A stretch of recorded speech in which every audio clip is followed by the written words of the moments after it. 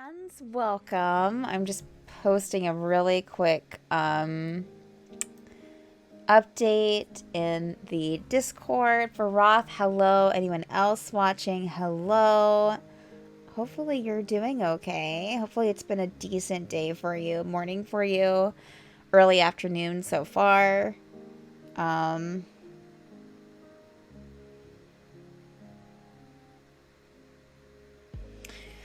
Yeah. Here we are, another Friday. Let me get this off of here. Let's see. Why is this always such a challenge? Hello, welcome to another MadArt with Steph, which is every Friday here on Madbird Streams at what 12 p.m. Eastern time. Yes. Is it? I hope you're doing okay too. I am. It's been an okay, you know, it's been an okay last couple of days, I guess. Yeah, even though some interesting stuff is, not interesting. I guess tough stuff has happened. Not horrible, but just, it's been okay. It's been okay. Like I've been doing all right. Is it time for that former Warforged, what's his name? Yeah, so I actually made the sketch for that, of course, for us aware. So I actually got the sketch done for Finholt. So I have like a basis for his look now. I should have asked Dan if there was like anything that he imagined that was like, but I mean, he told me that I could like make it how I wanted, so I made it how I wanted. But yeah, welcome. That minor, unimportant, and uninteresting character. Nah, I'm so worried. I'm so worried about like you literally crafted his body. Yes, I did. Yeah, Kalen, my character, literally crafted his body. And then I, as an artist, literally crafted his body. So hey guys, happy Friday, Zenblade, welcome. How are you this morning / afternoon? How are you doing? The artist, welcome. How are you doing this morning / afternoon? Let me know in the comments. I don't know, never mind. Because you watch too many YouTube videos when that is immediately what you think of afterwards. You're like, let me know in the comments.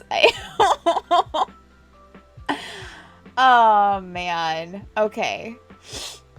I have a little congestion this morning. That's weird. That's new. Not new, but good. Hopefully a chill work day. I'm glad. Oof.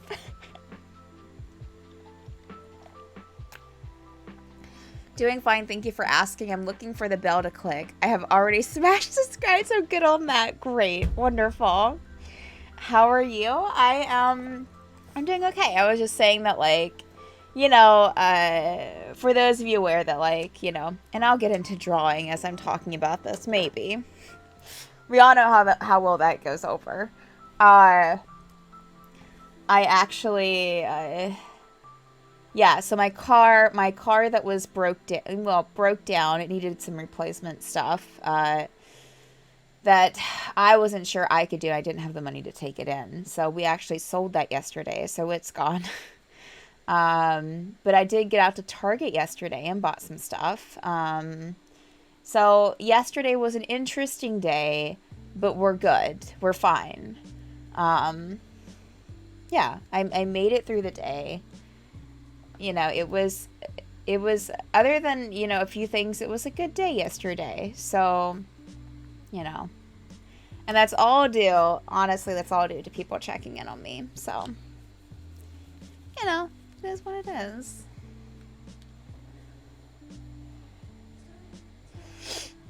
Yeah, so we are, of course, working on some more chibi artwork today. We have line work, we have color to do still, so much. And then we also have a certain used to be Warforged to draw. Well, I mean, still kind of a Warforged, but it's more now kind of morphed into I don't know. It feels not so much Warforged anymore. It always sucks to have everything going how you want, but hang tough, it will get better. Thank you, Simplate. I appreciate that. I used to have a friend where every time I would say, I'll be fine, when I was going through something, he'd say, you're already fine right now. And you know what? He was right. No, for sure. For sure. I'm glad that we are doing well after the empty driveway. Thank you. Thank you. Yes. Life is a chapter book. This is just a chapter break. I wonder what the next chapter of this stuff story. Oh, thank you, artist. That's a very nice way to put it, and I appreciate that. All right, let me. Okay, for a second I thought my color was off, but I just put some little shine on those bats right there, so we're fine. I was about ready to be like, oh no, I messed up something. Yeah, so we got Brewer. Maybe we'll just work on some. Well, I kind of want to get this drawn. I kind of just want to get. Oh, Galathor. We need to draw Galathor too, so we have 2 to draw. Oh, and well, I still need to get the artwork done for the newest character, Rowan. Rowan. Well, I'm sure you have plenty of layers. So if you mess something up, you'll be fine. I do have plenty of layers. I found a TikTok the other day, and I was going to share it, but I found it during a time that I was not doing the best a few days ago. So, Wowen, yeah. Do you take this man to what was that? That was The Princess Bride, wasn't it? Where it was like, yeah. Really? I was joking. I thought you did everything on like 1 layer. Sometimes I do. There have been times where I've combined layers and then went to go back to rework something and everything's on the same layer. So yes, there have been times where that's been a reality. But I saw a TikTok the other day that spoke to my soul because it was an artist like working digitally with like an artist program with layers, digital layers. And he was like, oh, now I just need, just one more thing. I just need to go and fix this one thing here. And so he he selected it. And then like he went to, he selected it and he went to he opened up his layers, which I'm like, I never close my layers. Opened up his layers and it was all on the same layer. And he was just like, the look on his face was like, just completely like, oh shit. Oh no. So that's been me a few times. It's either I have only 1 layer or like a very few layers, like 1 or 3 layers, or it's I have so many layers that like I'm just like I don't know. These have actually, I mean, I have a lot of layers, but I've actually been able to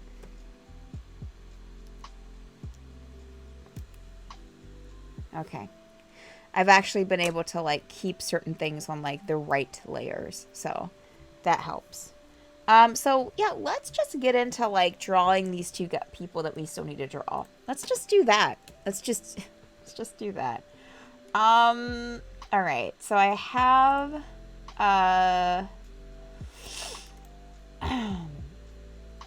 let's see. Can I plug in? I did not. Okay, it'll be fine. 1 layer never saves Tuska's art. Hey, I don't, let's see here. Desktop. Let's see. I think I have it saved on the here for now. Yes, I do. Okay. Speaking of layers, I always wonder about my layer choices because I organize layers logically and with names that mean something to me.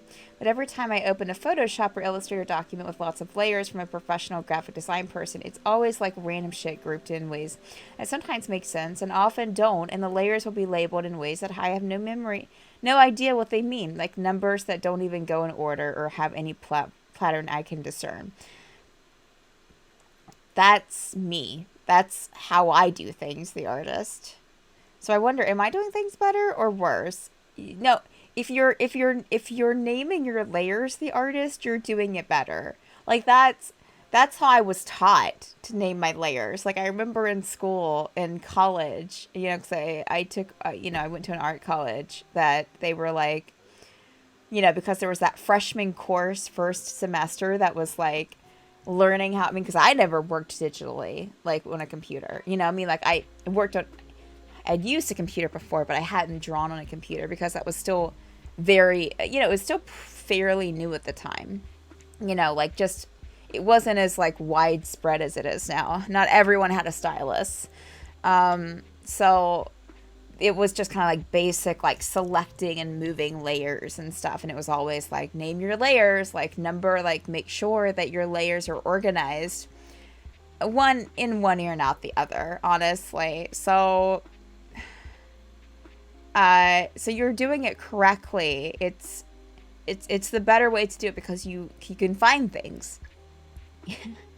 There were times where where a client asked for like even like storyboarding, which shouldn't be that complicated, but sometimes it is because I want to move certain, like, you know, I'll like put the background layer on a different than the middle layer, you know, like the background in an image, I'll put down a different one than like the foreground, and you know, the foreground drawing sketch, and I'll do that for every frame, and sometimes it gets muddled and I don't label anything. And so like sometimes the client will be like, hey, can I have you, would you mind passing over like the raw file just in case we need to fix something? And I'm like, okay, here. And I'm like, just to warn you, I don't usually make these to share with clients. Like, you know, I don't have a problem sharing it with you, but it's going to be a mess. So good luck figuring that out, and good luck with that. There are many valid ways to play layer hero. I've never taken any art or graphic classes, so I just learned that what I know by self-teaching, so I know I don't have the, I don't know, dogma of graphic design or whatever. You're doing good. Noted. So I am doing it the right way. Yeah, like I haven't heard of, yeah, like definitely labeling your layers is the better way to go. Yeah. That's why I do it that way, to find things.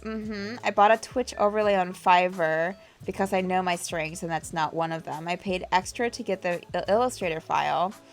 That file, I just can't even. Now, see, if someone was paying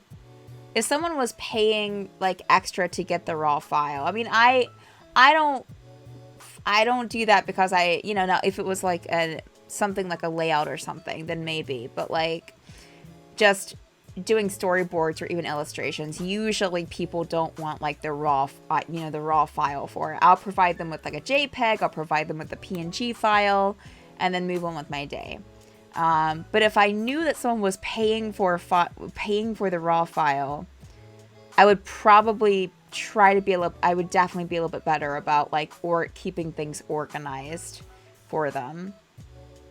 Why are there drop shadows of the layouts in the AI file?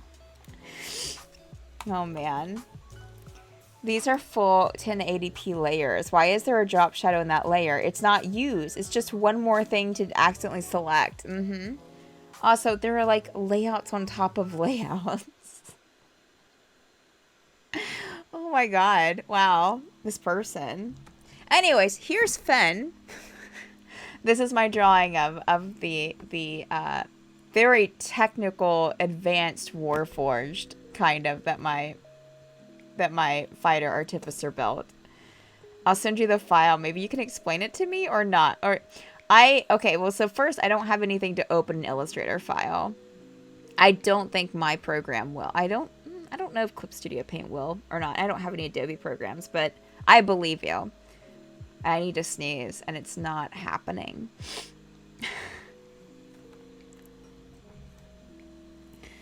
Yeah, so this is Finn.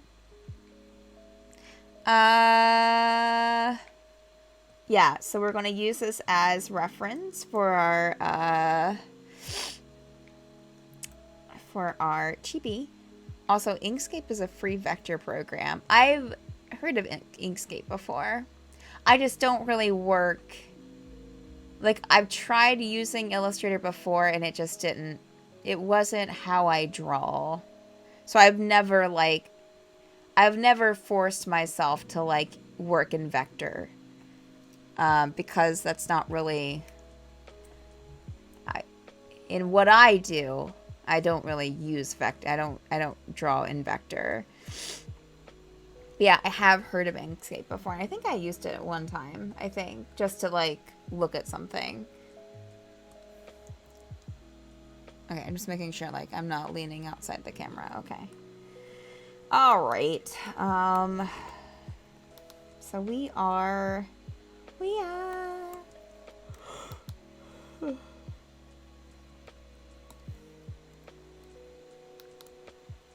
Okay. Wait, are we not? Okay, that's fine. It's working. So, Finn. There's really nothing. I think I was trying to think of this last week. There's really nothing that, like, he would be holding.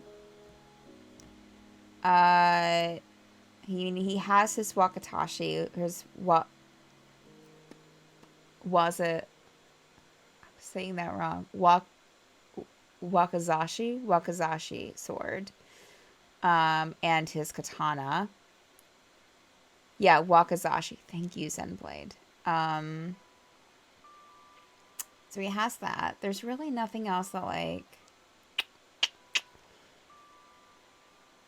Yeah. Yeah. Yeah, so let's, we'll just have him just, like, sitting there. How should he be sitting? Okay, are we wanting it to, like...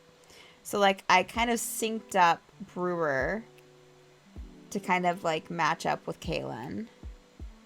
I was in Illustrator Hell this week. A colleague of mine needed a banner for an event. He went to our core graphic team, and they told him that they don't actually do the graphics. He just approved them and make sure that they are on brand. So he sent me a ping and a PNG and asked if I could reproduce it, but change it for the new event. I thought, sure. I have the Illustrator brand template file with the patterns and colors, but they don't follow it. Wow. Wow.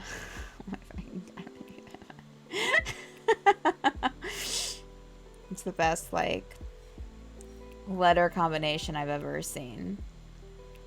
Alright, so Finholt. Alright, so okay, let me just draw something.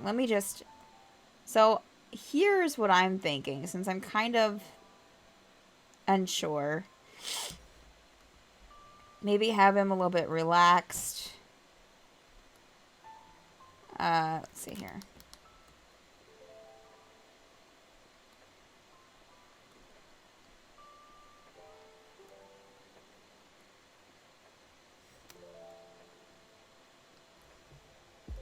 They told me they don't. The brand created design seems to use the off-brand colors. So then I was like, okay, please ask them for the source file for the one that they did do. So he asks them for the Illustrator file, and they were like, no, we don't really want to share that. We prefer to make the graphics and not let other people. Even though they told him they don't make the graphics the day before. He was like, I'm not sure how to respond to them now.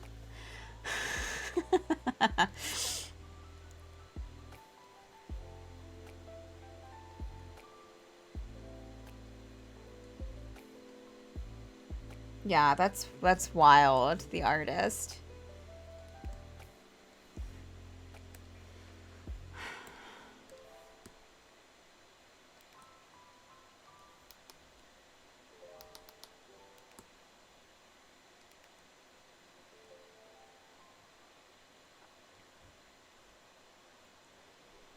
Yeah, so yeah, updates.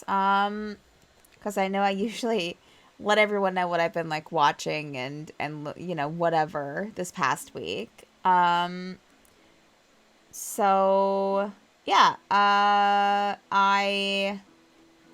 let's see, I played some more of Hades. Question whether I'm playing it correctly. Like, I'm just not sure if you've played it, like, you know, there's, like, the fighting, and I'm just like, I'm not sure that I don't think I'm being tactical with this, but, Here we are. We're trying. We're definitely trying. Let's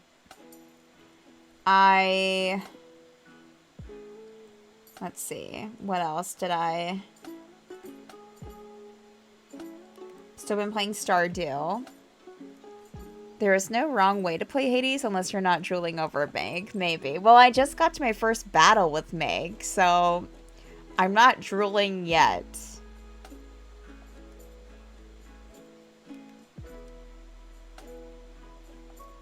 I don't know. She seemed kind of like she had a chip on her shoulder. I don't know.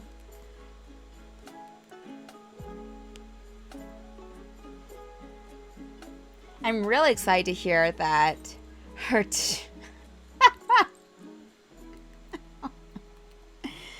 Oh, man.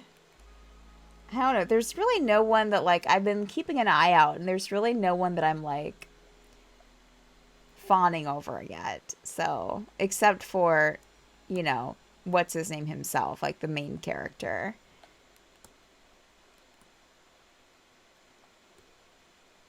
Okay, we're already not doing this correctly. Like, this isn't, like... So we need to just start over here. Zag. Mm-hmm.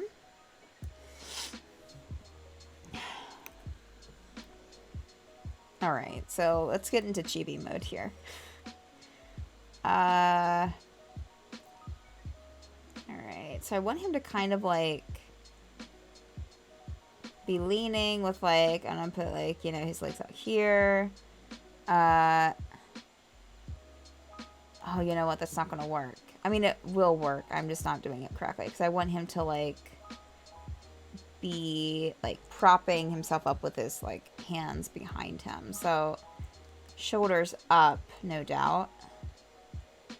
And then... I'll start with that.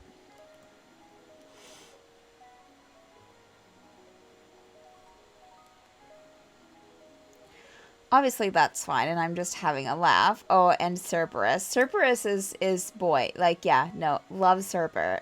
Love Cerberus. No, and I know that you're, you know. I'm keeping an eye out. I mean, the artwork is gorgeous, so everyone is beautiful. Yeah. I just haven't made that, claim of, like, I'm going to, like, you know, start giving gifts to this person.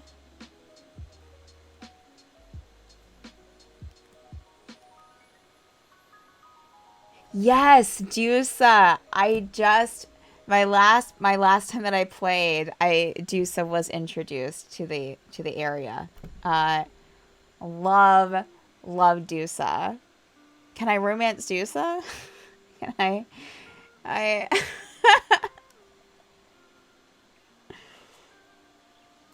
I love Dusa.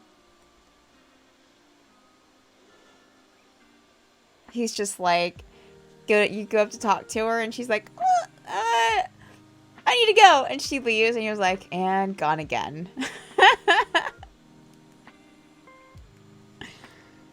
So yeah, love Dusa. Oh, we cannot get into the groove of this chibi drawing. Let's see. Yeah, still playing Stardew. What else? Something I played. Oh, I played like a very brief bit of Breath of the Wild this past week. And let's see. Gaming. Oh, yeah, I started playing. I finished Night Call, which is the taxi game where you pick up people and have to like solve a murder. It was okay. It was good. That's an indie game. And I started playing another indie game for, like, the podcast that I do, called Unmemory. And so it's like a text-heavy game to where you're having to, you've lost your memory and you're trying to get it back. And I think that's another one where someone was killed. And so you're having to, like, find out who did it. But it's very interesting because, like, you scroll through text and read it, but as you're reading it, you solve puzzles in the text. So, like, you know, you'll have to, like, crack open a safe, You know, when it talks about in the story, like you cracking open a safe, you have to solve different little puzzles, and the puzzles are very interesting to where like they're not obtuse. They're very intuitive. So it's challenging to figure them out, but it's not. I don't feel like a lot of those like with the puzzles. Like I feel like that I'm like not smart enough. But this one, I'm actually like I've actually been able to figure out a few like a lot of the puzzles, and I'm like, whoa, I did it. So, that's been fun. Let's see.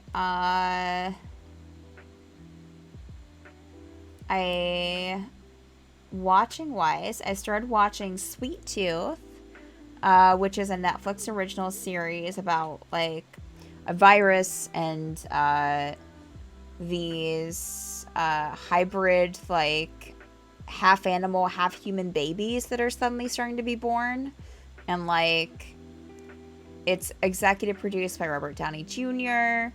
It's really good, based off of a comic book. I've only seen the first episode so far. So far, I really love it.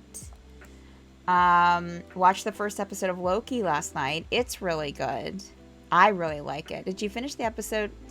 We all know how emotionally important that is.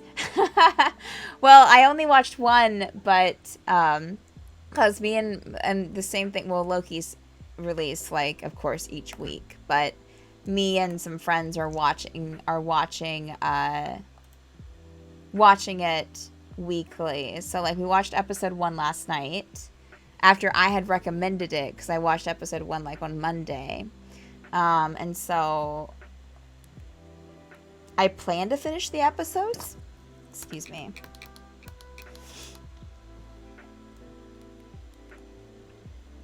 Okay, we'll get this eventually, y'all.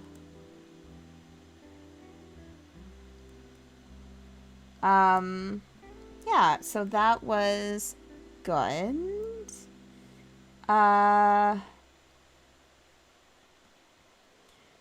Let's see, what else have I been? And y'all, let me know what you've been watching, what you've been consuming this past week. Games or TV or movies. I always love hearing.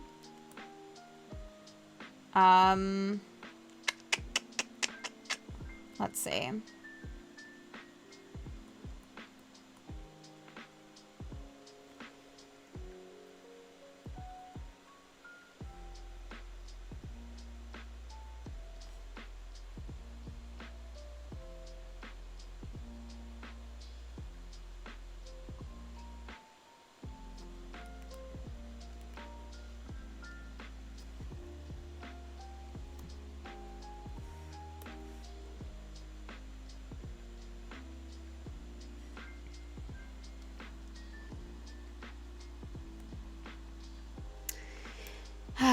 Haven't really watched or played anything this week. Aw, wait, didn't you play? Haven't you played some Valheim, right?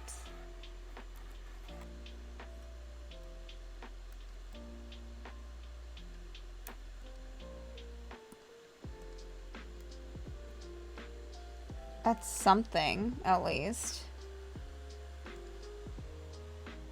I've regrettably been on a catfish bend recently, so I've been watching that here and there, like while I'm eating or what have you. Catfish, not as in the fish, but as in the show on MTV. Maybe a little, not much. I logged in yesterday to check that the server got rebooted correctly because it was down, so we had to ask my friend that runs it to restart it. Got you. Okay.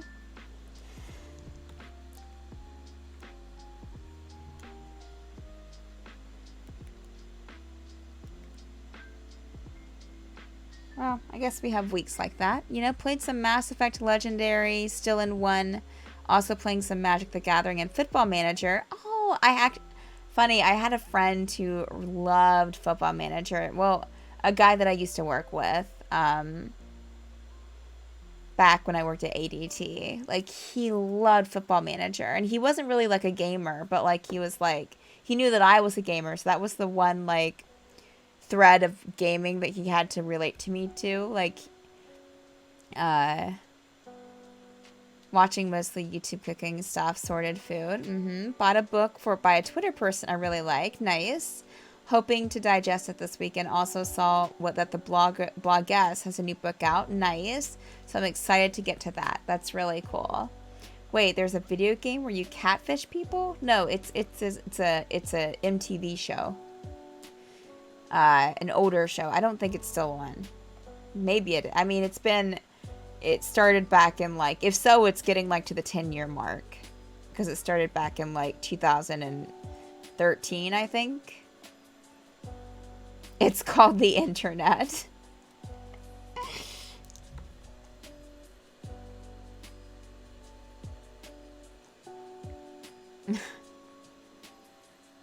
All right, so if I want to, let's see, is this on its own layer? Let's see here.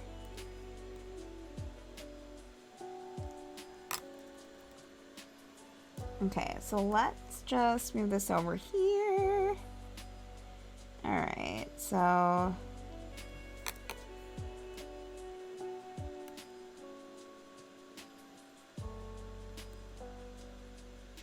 okay.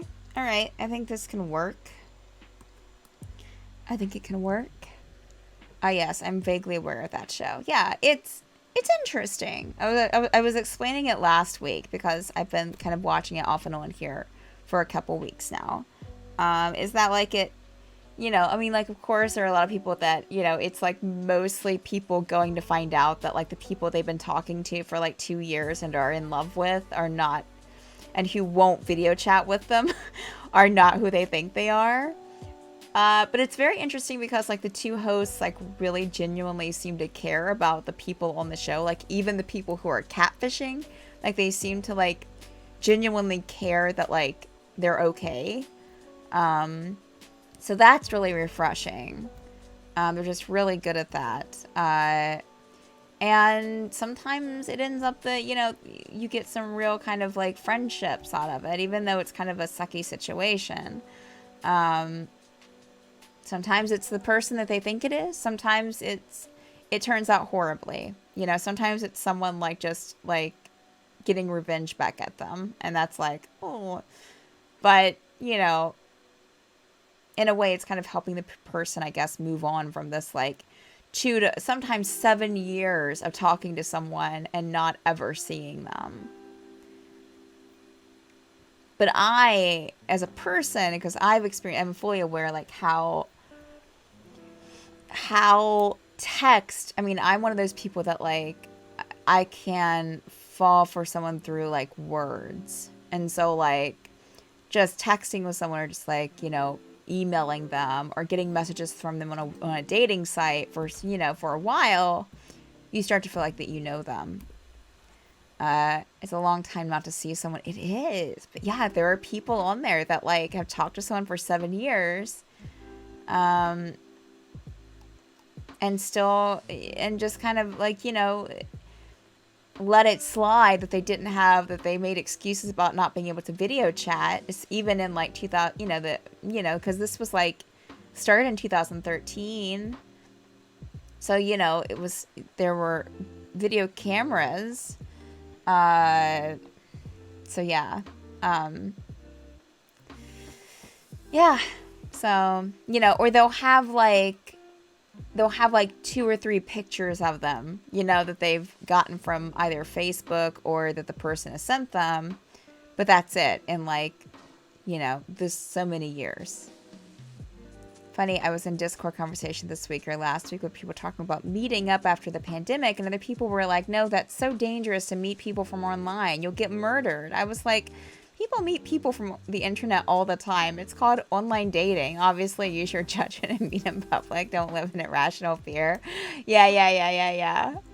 I've met people, of course, you know, because I did online dating for a bit. So, isn't there some news show where they do that? I saw a clip of some guy without a neck who seemed to be in the situation. As an aside, I don't realize you could exist without a neck.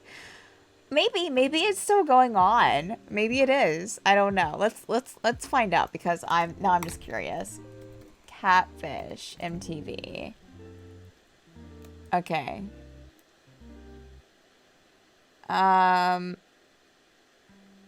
Yeah, it's still happening. It's still happening. That's wild. That's wild. Season 8. That's crazy. Yeah. It's so interesting to me. Okay. I mean, yeah. I mean, I guess people are still, like, you know, meeting up and stuff. So, oh no, not the internet. Text messaging can be intimate. I still maintain relationships with a few people who I met on IRC in the early 90s. At the time, there was not home video chatting on the internet, so the first years of our friendship were without that. We would share pictures, but of course, you never know what's actually them. Yeah, no, like I'm still friends with some people that I met, like back in like AOL Instant Messenger days. One of my almost like a sister to me now is someone I met back in like AOL Instant Messenger days. And yeah, search for guys. And there's also been other people that I talked to that I've since like fallen out of communication with that like at the time they were very important to me that I only talked to them through AOL. Search for a guy without a neck. How many can there be? People are still scamming people on the internet. Who knew? I'm still in touch with the Nigerian prince that I once knew, that I know. Really? He never returned any of my messages. Oh my god. Y'all. I've like lost viewers just from like... Oh, I tuned in, but she was talking about like... catfishing people. First time I ran a marathon, a friend of mine, Diablo EverQuest, came up from California and ran it with me to support me. That's so cool. I love stuff like that. Well, I know a lot of people who have... Yeah, I mean... Yeah, anyways. I could go on, but maybe I'll try to draw some. You know, maybe.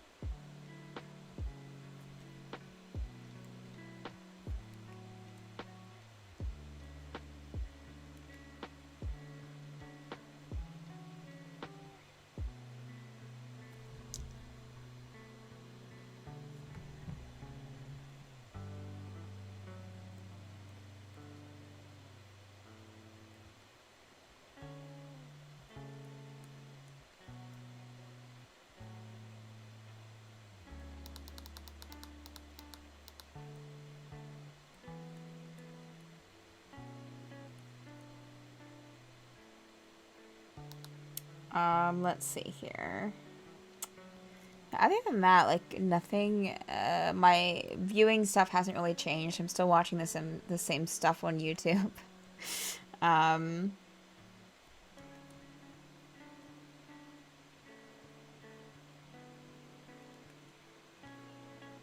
I did watch, because it's E3 this weekend, so if you're a gamer, on... You know, the 11th of June, 2021, if you're a gamer, this weekend is E3. So there's a lot of different companies live streaming, you know, like their new game, you know, like announcements for new games.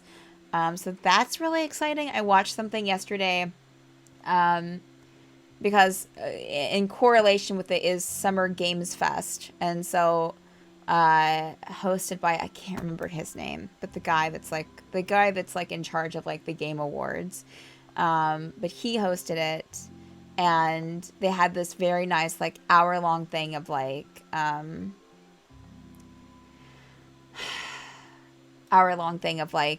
indie games, which there were some really cool ones that I'm really excited about. Before I was on the internet, I spent a lot of time on the BBSs, and since that was more of a local scene, we meet up with time to time and have parties and stuff. We were all teenagers, so it was normal to me to meet up with people who met online. I can't recall anyone not being who they said they were, a more innocent time, except it wasn't a more innocent time. People were still people, all this stuff. Yeah, I mean, It just didn't happen to you. I feel like being snarky and saying that E3 has nothing to do with games or gamers, but maybe that's a bit too cynical of a take.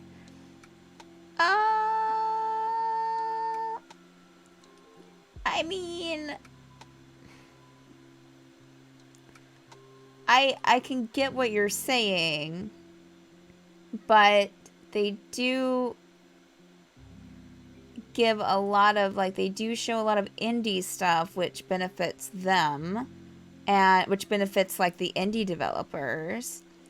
And I understand, like, it's, like, building it, but I mean, like, in a way, like, I mean, I know as a gamer, like, I get excited if I see something, so it's not really benefiting me, I guess, but I get excited to see it because I'm like, I want to play this game. So I'm not looking, as a gamer, I'm not looking to benefit from it. I'm just excited to see new games. You know what I mean?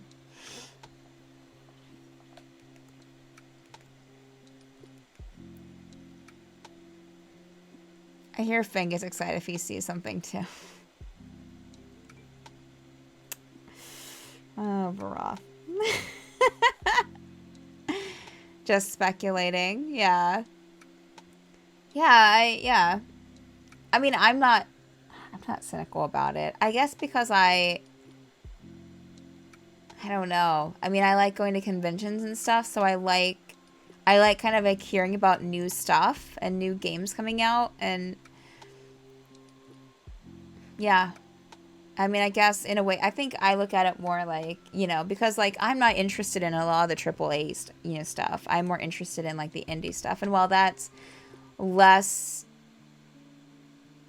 there, you know, it's not as advertised in things like E3 as it is in other things. It still is, and it's still giving a voice to those like independent creators. Summer Game Fest does this better. Summer Games Fest does that better about indie games. E3 generally, yes, is for like the bigger AAA titles. Without hearing Jim Sterling's voice, I'm not even sure. Hey, Jam Reedy, welcome. We're talking about E3. Barath had a very hard take, but I'm just giving my opinion here. And I don't know who Jim Sterling is. I'm sorry.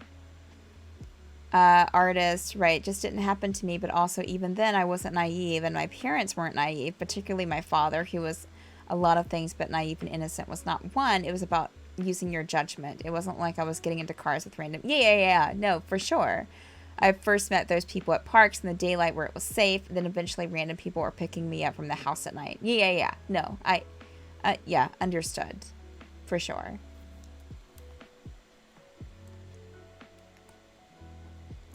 Jane Reedy, we're talking about, like, you know, things that we're consuming recently as far as, like, games, television. I was talking about that I watched the E3 thing yesterday, the kickoff with Summer Games Fest and the indie stuff. Jim Sterling is a games industry commenter who is very cynical and queer and cynical. He hates AAA games for the most part. I guess I'd say he's also fairly pro-consumer. For sure, yeah. I guess the only time I think for me, it's not the fact that I hate the AAA games industry, because I kind of feel like they're not as, there are exceptions, but I kind of feel that it's not like as big of a thing as it was before. I feel like the indie games are kind of moving more into that kind of foreground along with AAA titles than, say, like 5 years ago even, or less than that maybe. Yeah. Lost another viewer. I guess I'm just talking to the camera. It's fine though. I like talking to the camera. But he's also really yeah. Yeah. I mean, I still get it. There's a small handful of games in AAA that I get excited about. I think mostly for me, it's more that AAA titles don't usually excite me. They don't usually make me, like, excited. Because usually, you know, because depending on trend, usually they're, you know, shooters, first-person shooters, MMORPGs. Yeah. And that's what I was saying to Amory. Like, I just like hearing about new games. But, you know, and then you go into the discussion of what is AAA. Like, what is considered AAA. Like, some things that I might think that I kind of are like, well, it's kind of indie. Some people will be like, no, that's a AAA title. And some things that I think are AAA, they'd be like, oh, no, that's more of an independent title. AAA games can be cynically exploitive and addictive. That tends to be the windmill that Jim Sterling tilts at. Yeah. Most of them, I could definitely see that argument.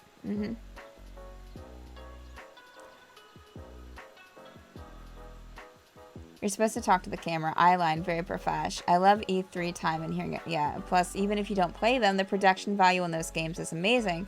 So it's eye candy to watch the demos. Yeah. Also, a lot of the E3 games are 90% hype and 10% bloat. I'm almost never going to get excited about your game until it's out. Oh, well, that's fair. That's fair. I guess I'm on the spectrum of like I get excited about things even before it's released. Oh, Anthem. Anthem never like made me interested. Like that just wasn't my thing. But yeah, no, there are definitely titles out there that I'm excited and they are not even slated with a release date.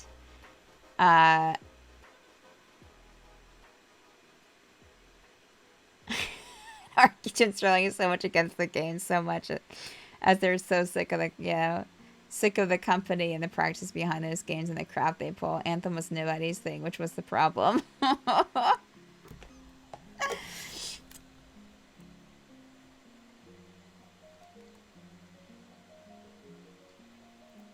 don't think you can separate them, though.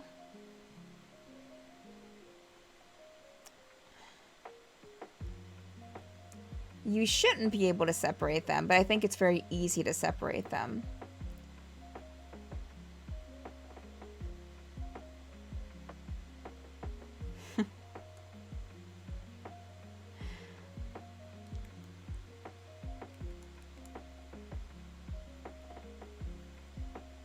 I guess then you could almost use the same argument for other things, like stars in movies. You know what I mean? Companies and products. So if you're going to say, well, I can't enjoy this game because the company has bad practices, then I think that you should also take the time to look at other things in your life that you consume and be like, do I want to consume this because of either how this person is or how this company does their business? And not just focus. I guess like where I have a problem with stuff like that is that like if you focus just on one industry and you're like, hey, they exploit their workers. Okay, well, what else do you purchase in your life and do they exploit their workers? Cynical and really uncomfortable with the concept of celebrity, and I absolutely have avoided mass media due to who is involved. Yeah. Sure. Yeah. That is definitely fair. Definitely fair.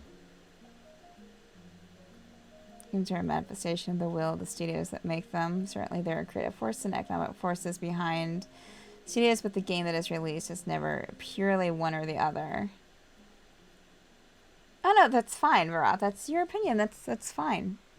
I am fully here to hear people's opinions. I do not... Yeah. But yeah, no, I mean, and there have been things that I haven't watched, that I haven't gotten involved in because, like, I don't go to Chick-fil-A because of how that they deal with things, I mean, there are very few things because personally, I just don't have the mental power or the mental capacity to, like, look at everything and be like, okay, what do I need to cut out? Because that would drive me crazy. Yeah, it's a good thing to do. I mean, to be mindful of how much interest, like what a lot of interest into a certain piece of entertainment that has bad practices or bad people involved could mean. His bad practices, if you go far down that road, you can't buy anything. Yeah, exactly. Homestead in Alaska. What I meant is that if you dislike AAA games because you find them exploitive and addictive, they are created that way because that's the kind of game that the studio is willing to release. Sure, yeah. So then you would take issue with the product as well. Yeah, that's understandable. I get that. Yeah. I would agree with that.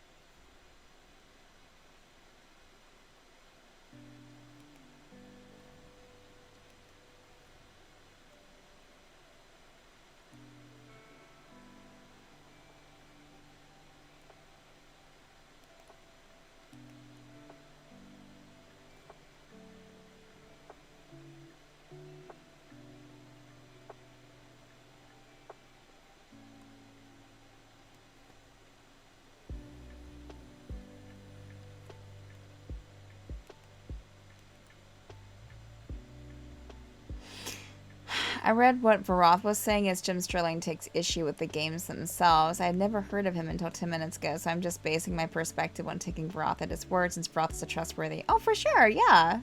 Yeah, I'm not at all questioning Varoth and what he was saying. Are we going to have mistakes? Nightbot is like... Nightbot's fighting hard.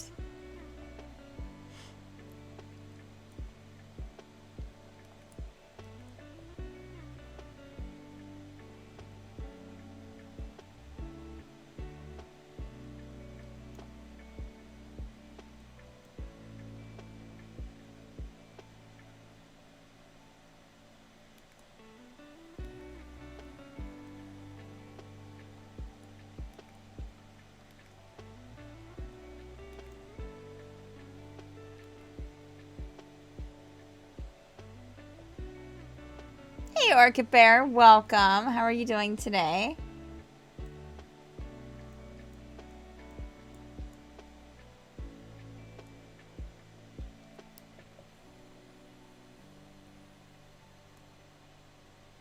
Oh, I forgot something.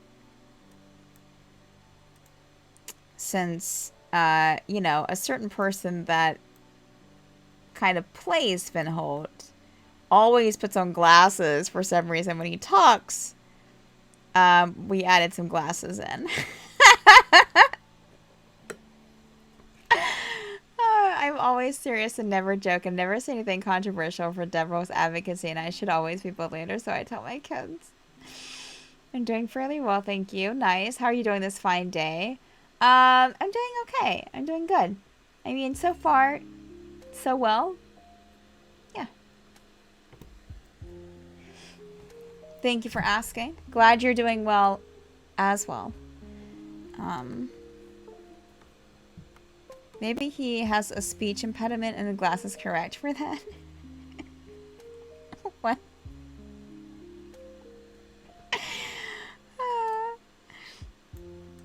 Oh my god. Yeah, so I might leave the glasses off at chibi, but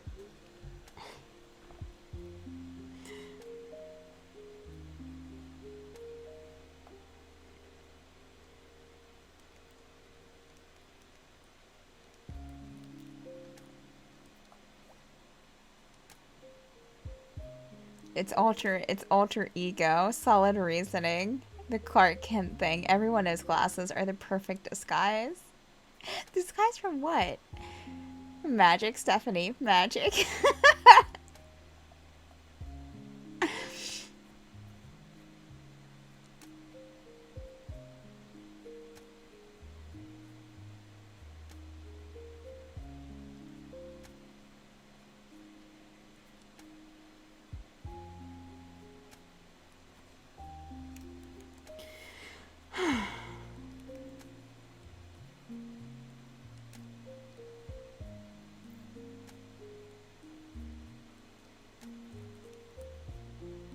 I guess my big thing with him is going to be color, because I haven't figured out, like, coloring yet.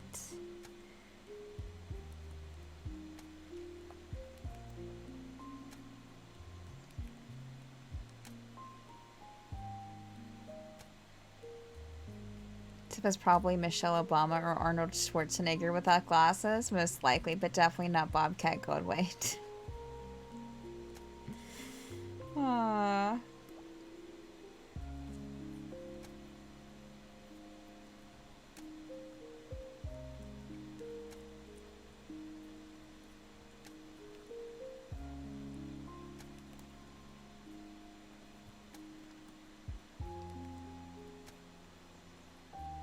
Yeah, if you're interested in indie games, I would definitely check out the YouTube video for Summer Games Fest from yesterday.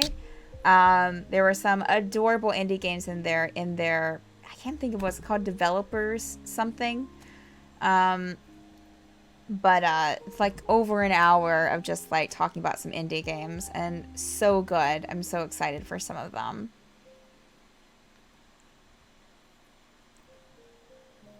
A puppet.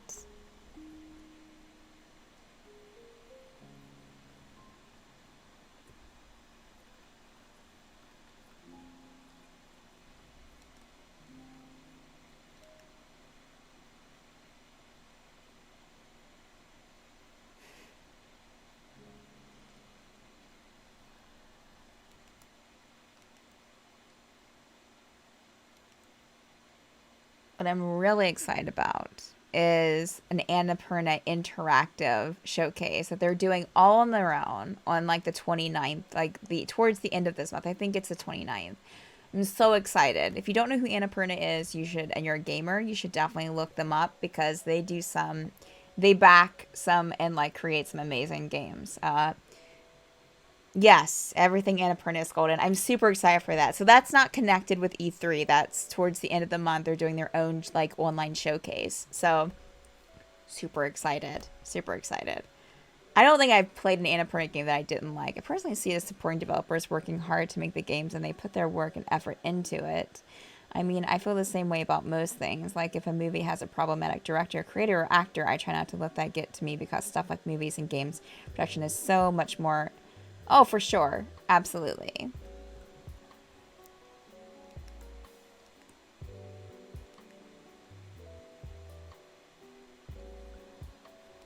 Okay, that's weird. Let's see here. Let's try to fix what's going on here.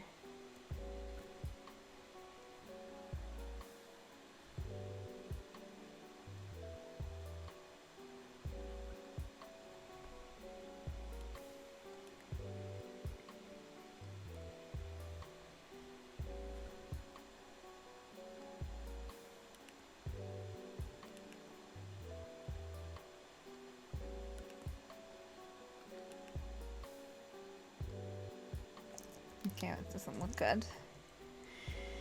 Let's see. What else do we got here going on? We have his... Let's see. His armor, or his, like, leather armor, I'm imagining.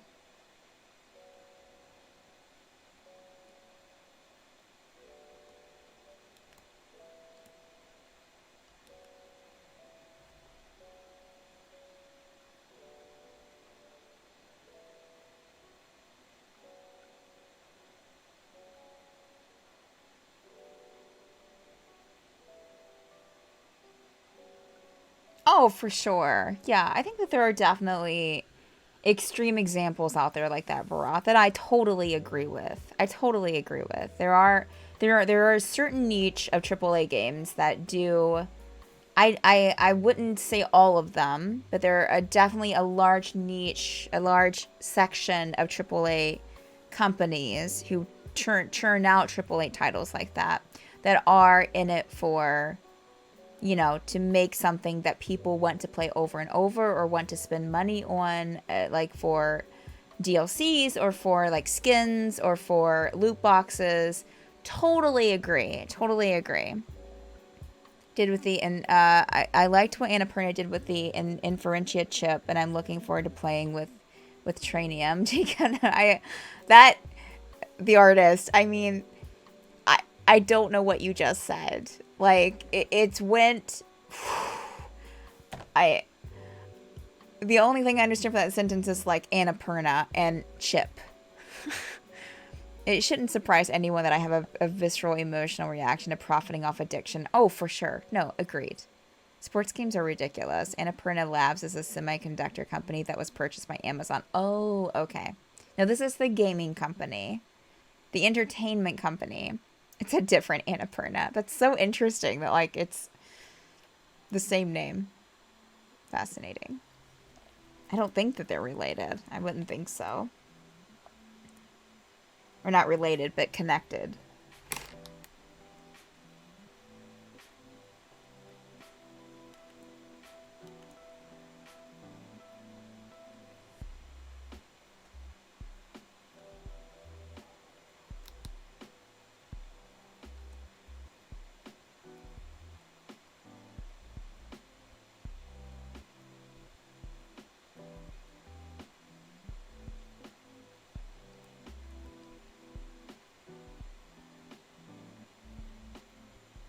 Meanwhile, in Lincoln, Nebraska, some woman named Annapurna is getting fan mail and doesn't know why. In both fields, I find it funny when I hear Annapurna because I always have this mental thing of like, okay, which one are we talking about in the conversation? Use your context clues.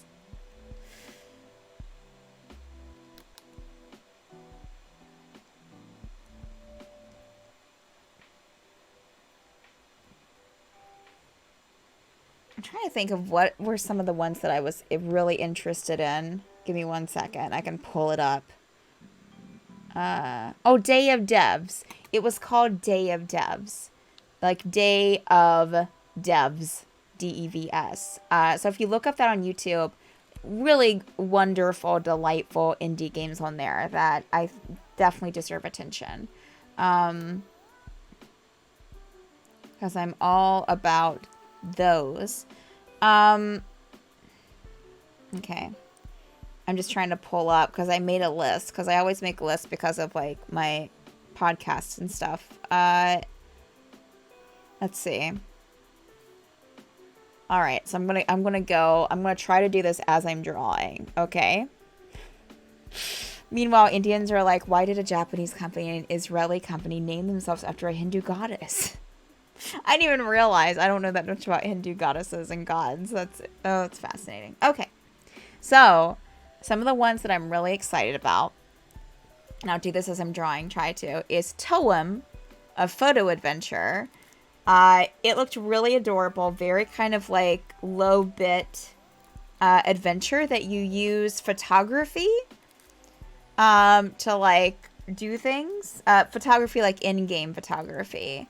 So, which is really interesting because again, it's like not that like, it's not that, the graphics aren't that elaborate.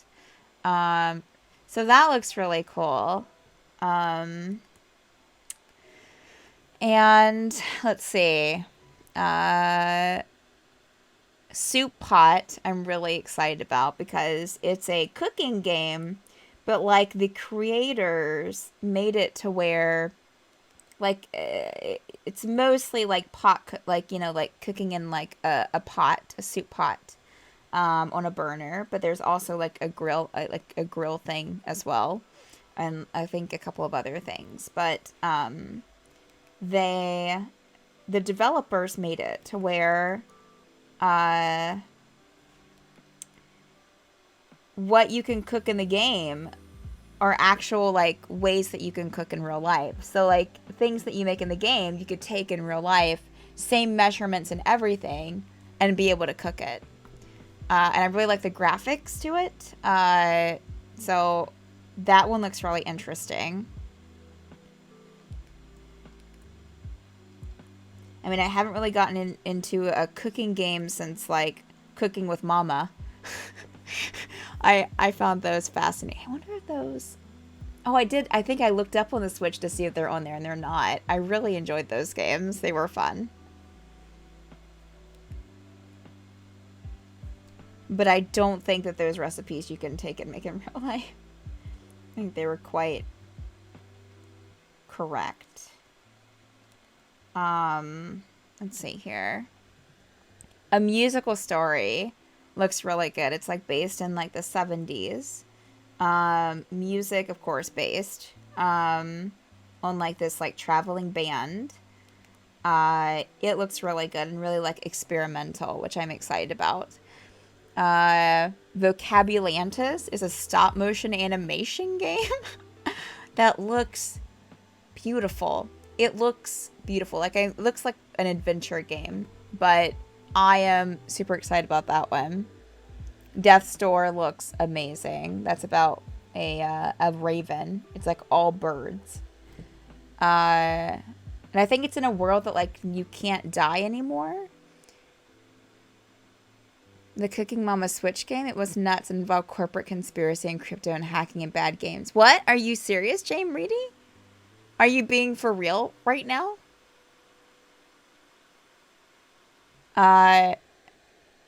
If so, I need more information. Behind the Frame is a game about a painter, and it's very like anime inspired, so it looks like an anime.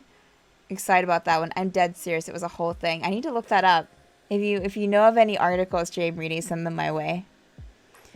Oxenfree 2, which I'm extremely excited about because I loved the first Oxenfree.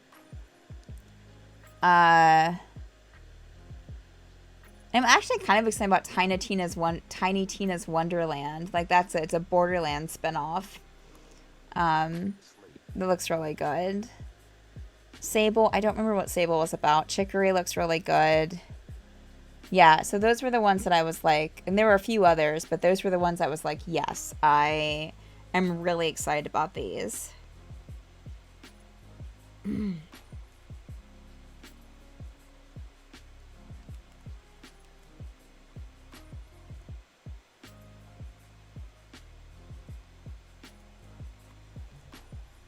Here's one quick article. Well, like, what? Cooking Mama Cookstar embroiled in bizarre cryptocurrency conspiracy. Developers of Cooking Mama Cookstar have denied mining cryptocurrency from players' consoles. What?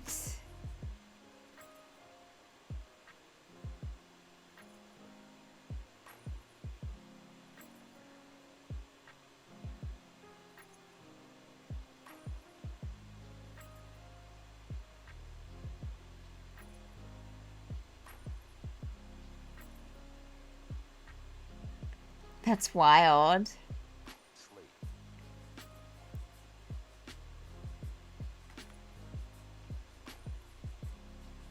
Oh no. Oh no. Only available for purchase for like a day before disappearing completely. Oh man, that's so sad because I loved the original games. They were like, it was like one of my favorite things to play on like the 3DS.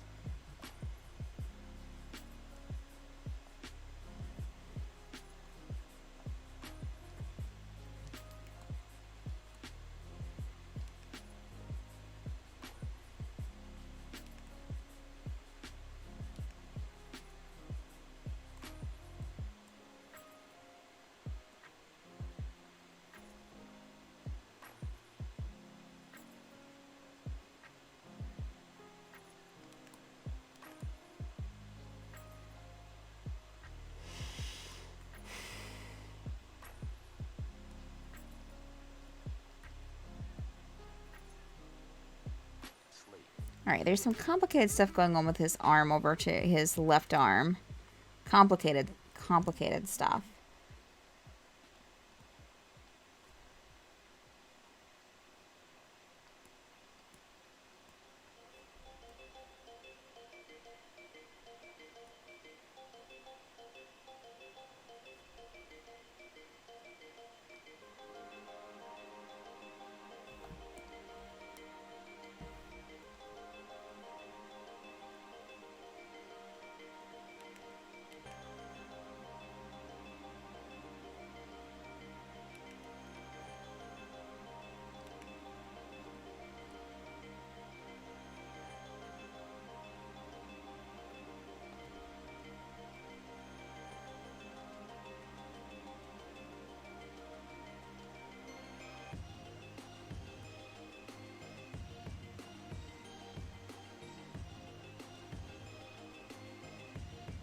Well, apparently from the few people who actually played it, said it was terrible and was more like a mobile ripoff than an actual... Aw, that's so sad.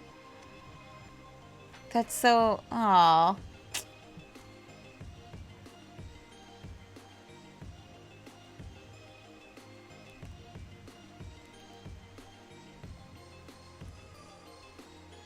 I love this opening line. What in the freshly baked hell is going on with Cooking Mama Cookstar?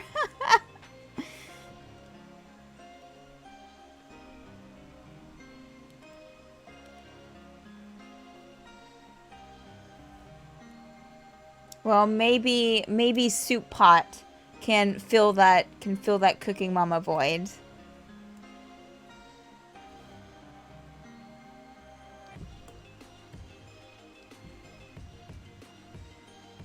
So if you like Cooking Mama, look up Soup Pot, and maybe that will help.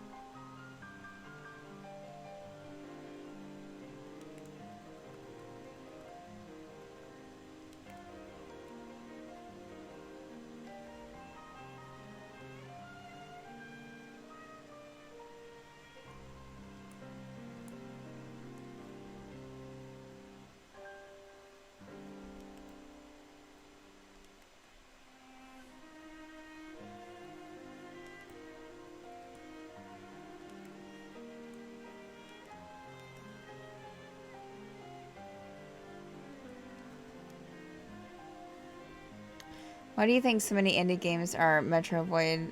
Well, those are how the best indie games companies get their start, filling a void left by game series they loved.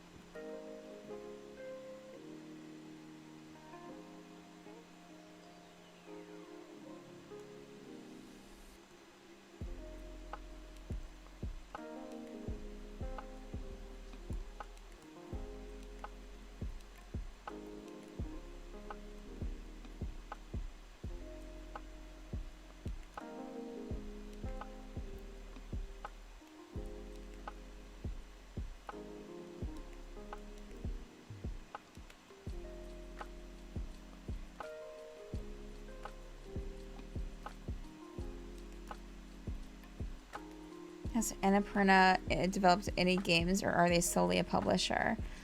I think that they've developed games. I feel like Florence might be their own. don't know. Let me, let's see.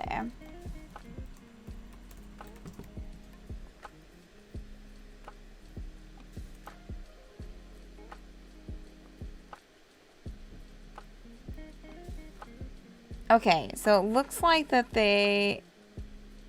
Okay, it looks like that they just publish games. But their publishing history is spot on. But yeah, and there's just a few people that they work a lot with, like Giant Sparrow, that game company, yeah, Mountains.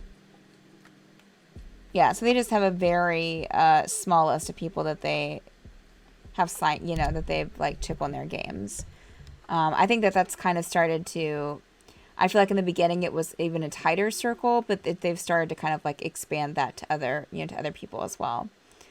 Oh my gosh, there are so many games with them that I'm so excited about. Stray, The Artful Escape, Maquette, 12 Minutes, oh, Open Roads. So many good ones. So many good ones.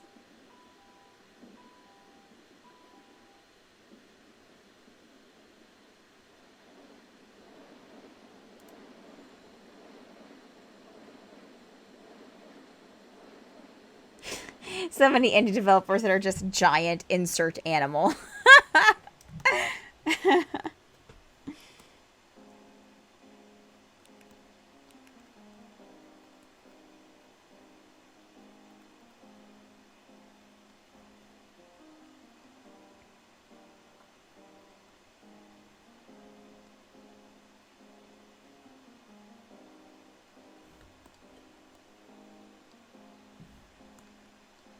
Okay.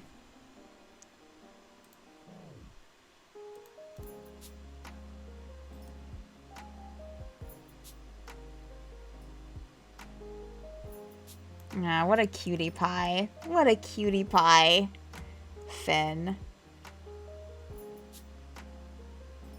Okay.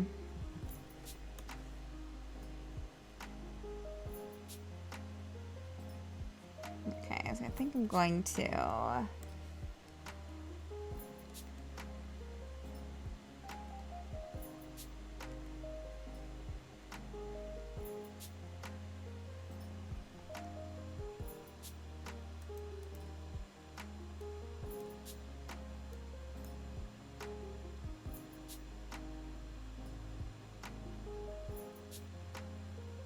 Oh, God. My heart. Alright, so we got Galathor to draw. Let's see here. Let's exit out of Finn here. Bye, Finn. I didn't do anything, so do not save. Let's see here. Galathor would be... Just trying to find out where his character illustration is. Oh, well, I guess with the... I have him in the group picture.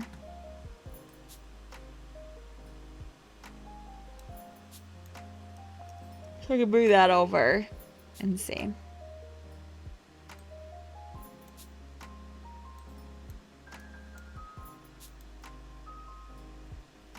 Okay.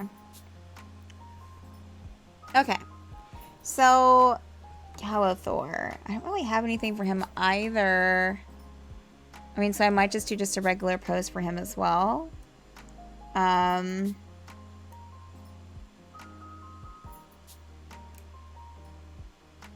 mean, he had the shield that he was trying to get and then finally did get.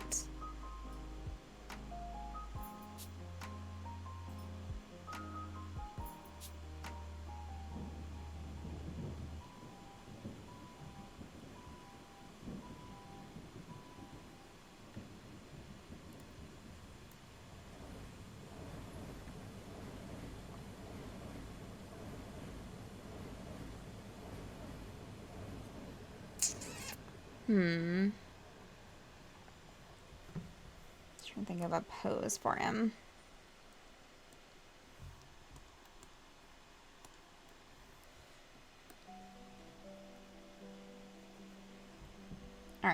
I do think I'm going to take a really quick break. Just give me like 5 minutes. And I should be back. Just going to run the restroom really quick. And yeah, so I will BRB.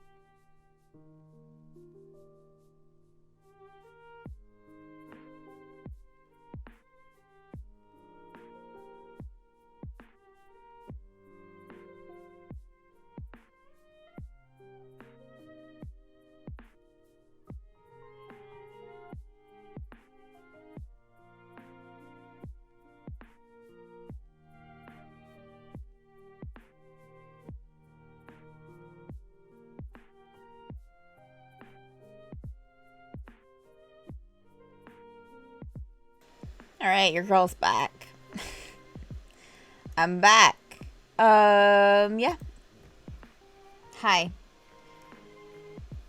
Y'all, I've been having the hardest trouble with like, not Gmail in specifically, but like my,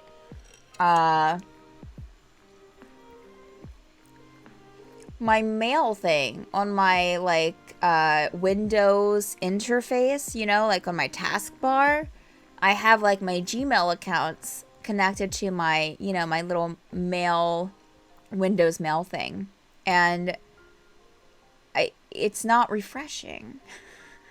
So, like, the past week I've had to pull it up, which is not a big deal, but I've had to pull it up in, like, my Google browser in a tab, because when I pull it up in the mail thing, and I've tried, like, I've updated, completely updated, what else did I try? I think another suggestion was to turn off Windows Firewall, but I'm like, I don't have, like, that's my protection on my computer. So, I don't know. Maybe it's just gone forever. And I was going to try to think of a thing for Galathor while I was away, and completely didn't. Instead, I ate a graham cracker and went to the bathroom. Not in that order. I went to the bathroom, came back to my office, and ate a graham cracker. And then checked my email. And was reminded yet again that it's not working properly.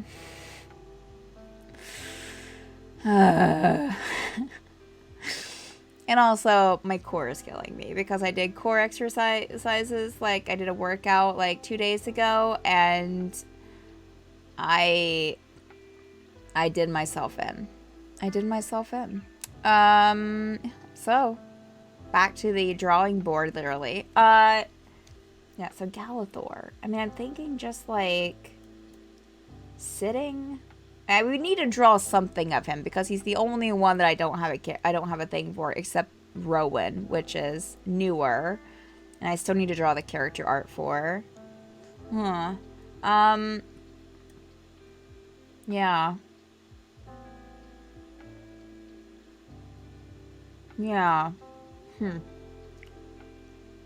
So yeah, we need something for Galathor. And again, I'm just thinking just sitting there. I feel bad, but like I can't place anything with the character. So maybe just like, maybe we'll have him like synced up with Aaron when.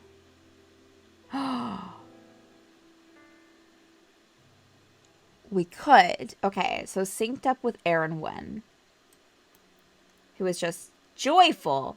So what we can do is have him sit like right here, maybe eating a piece of pizza since she has some pizza there. Eating a piece of pizza. Yeah.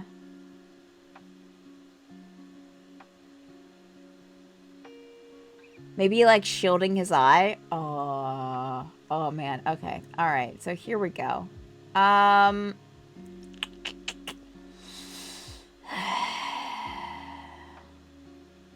Okay. Okay, this is fine. Alright. So we can have him kind of maybe similar to Finholt.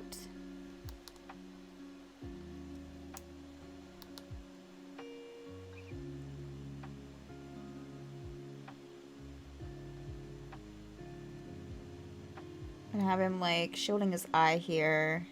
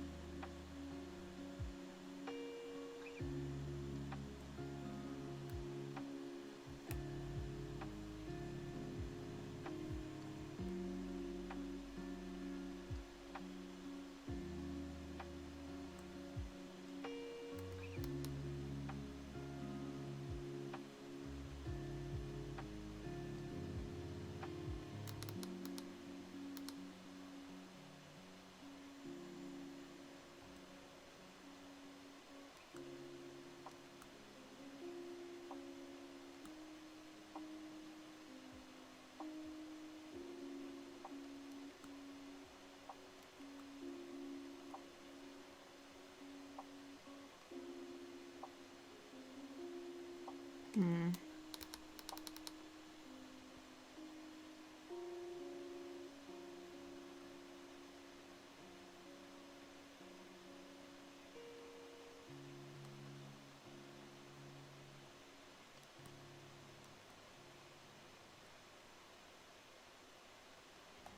Oh, I cleaned out my car a couple of days ago because it was sold yesterday. Realized that I had all of my CDs in there, and also realized I don't currently have anything to play CDs in my living space. So yeah, got a bunch. Took a lot of CDs to Goodwill, or will be. So I'm just like, I kept a few, like, of like artists that I really like, that I had like a few albums of. Um, but the rest I'm giving away. If it's on Spotify, then yep, just sending it off to the ether. Um, there's a part of me that feels like that's a bad idea, because I'm just like, what if Spotify's no more? Let's be honest with ourselves. There's always going to be some kind of, as long as there's internet. Oh, I actually gave those away a while. Like, and I never had CDs of Carmen. I actually only had cassettes of Carmen. That's how, like, long ago that was. And I don't have any of those anymore. I don't remember. I don't know what I did. I think technically they belonged. No, I think I had them, but I don't know what I did with them. Same. I only had cassettes. Yeah.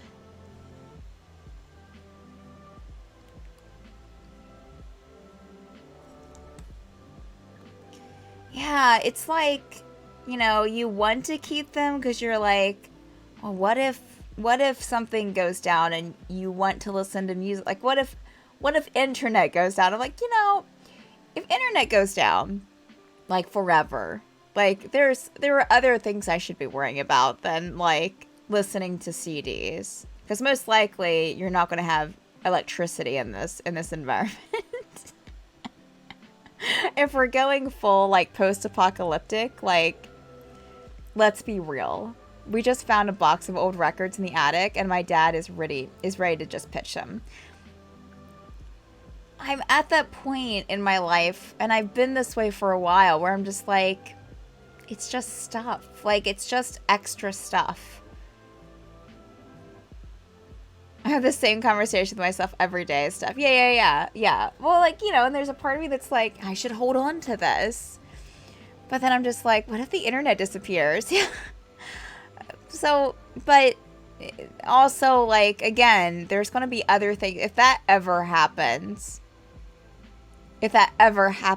there's going to be other things you're going to be worried about other than, like, why didn't I keep those CDs? Yeah. So, or those cassette tapes. What if I would have read all the Star Wars books in the apocalypse?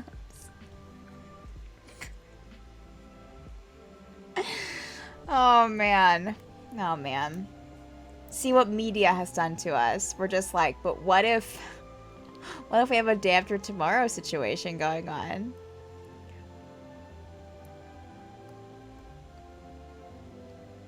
Alright, this does not look like he's shielding his eyes. It looks like he's like, I don't know. Let's see. I think we're gonna have to, like, just stick with, like, the...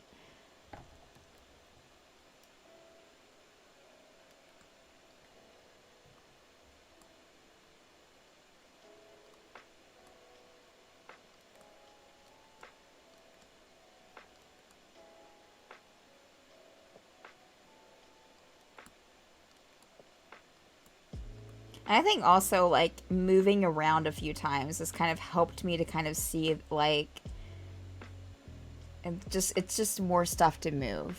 You know what I mean? It's just more stuff to move. How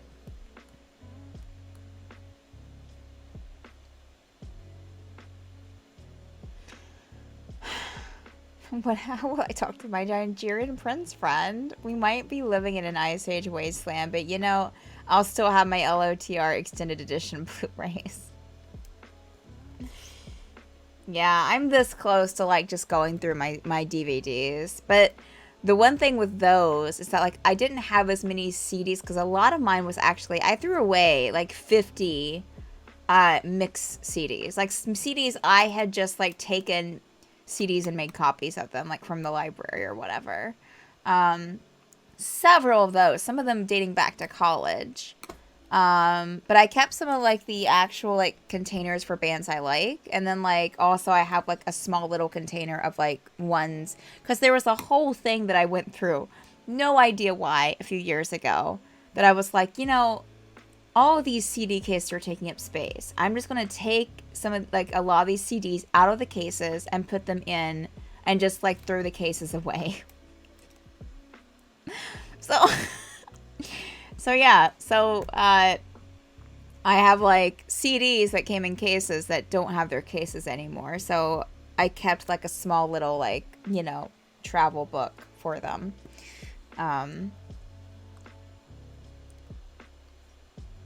So I have that pretty much filled, and then like I have a few like cased CDs. But I have so many DVDs. Yeah, like, and then I'm just like, Stephanie, why did you throw away the case for your Lion King soundtrack? Like, I don't understand myself sometimes.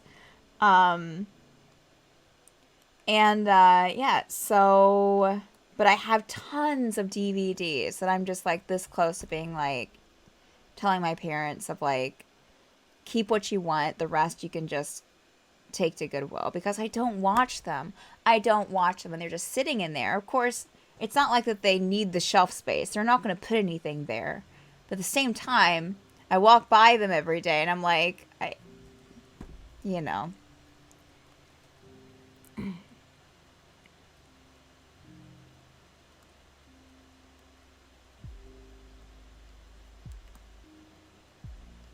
His hand's looking very unchibi, but let's see. I think it's too, like, I don't know, maybe not. I don't know. We'll see. I think the arm's too long. I think that's the big problem here. We were going through old DVDs the other day, and some of them were so old, even by DVD standards. Like, from back in the day when you had to buy them in widescreen. And oh, I have some like that too. Jonathan at Jam Reedy. Yeah.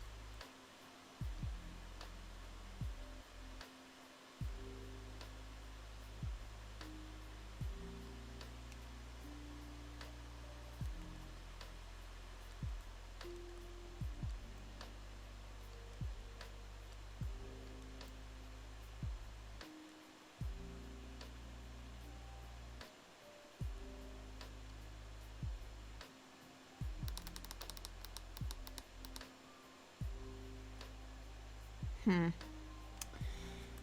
Yeah, I'm not sure. I'm not sure.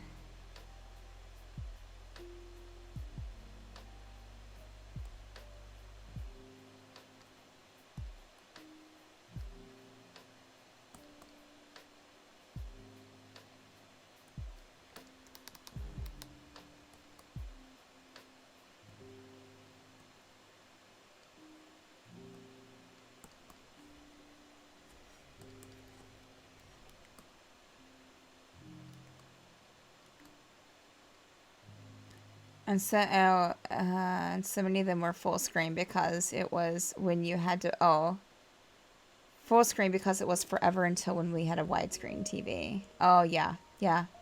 Which if Zack Snyder actually convinces others to bring back 4:3 screen ratios back for movies, I'm going to lose my mind. I think that's impossible. I think that's impossible.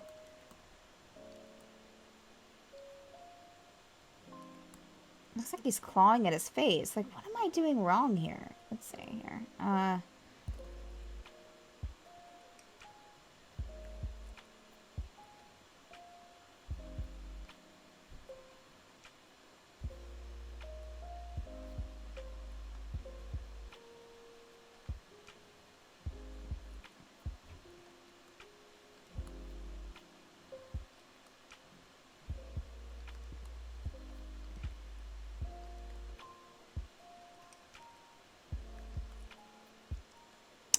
Oh, whoops.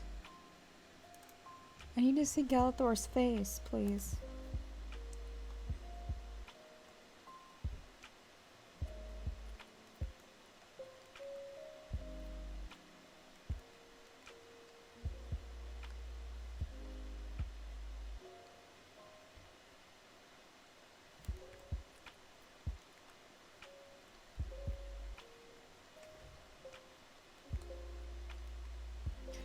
I'll draw a cute chibi cover their eyes. The chibi, my eyes.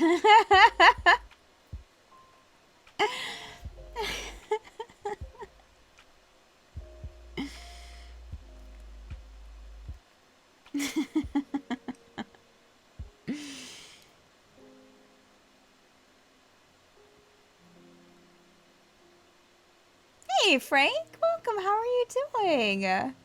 How is your morning, afternoon going so far? I'm drawing Galathor. I think. I'm not sure how successful I'm being, but we're trying. Ooh. Hope I don't need this dye tonight. If you do, Frank, I will let them know that, hey, 41 months? That's incredible.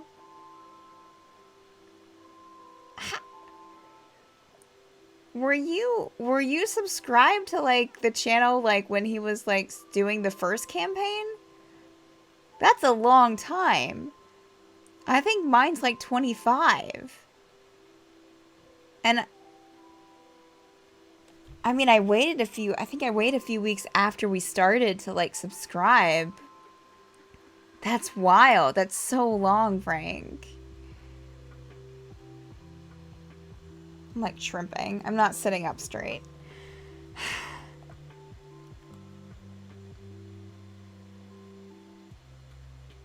Oh, before... Yeah, okay.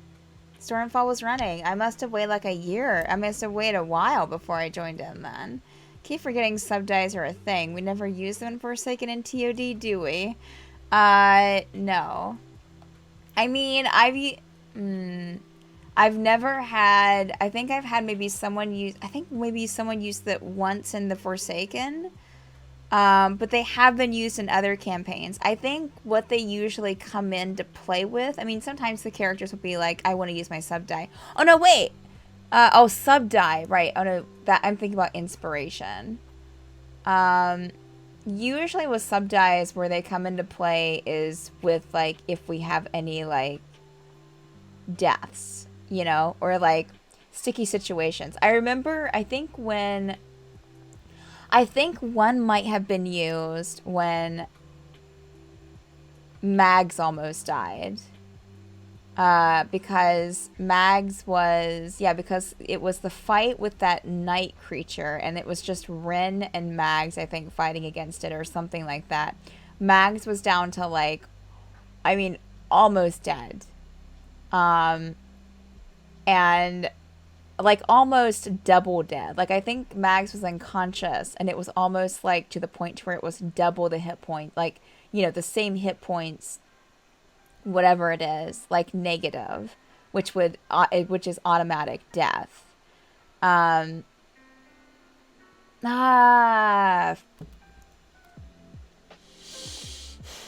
don't know. I don't know, Gene Reedy. Y'all didn't really get into a place with that to where you were in trouble health-wise. Were there any roles for that? I don't think so. Not on y'all's part. Maybe, yeah. I don't think it was on y'all's part that y'all had any roles. I had a bunch of roles behind the camera, you know, with my stuff, but because y'all were fighting the guards. And as soon as you were done fighting the guards, I think maybe for medicine checks, a couple people had to do like a couple medicine checks. Yeah, I didn't have you roll any like dexterity saving throws or anything. No, I did. Because I had you roll them during the fight to see if you would get hit by a boulder, I think. Or get hit by, like, not a boulder, but, like, a falling piece of the ceiling. Didn't really need them. We weren't close to dead, but we knew the clock was ticking.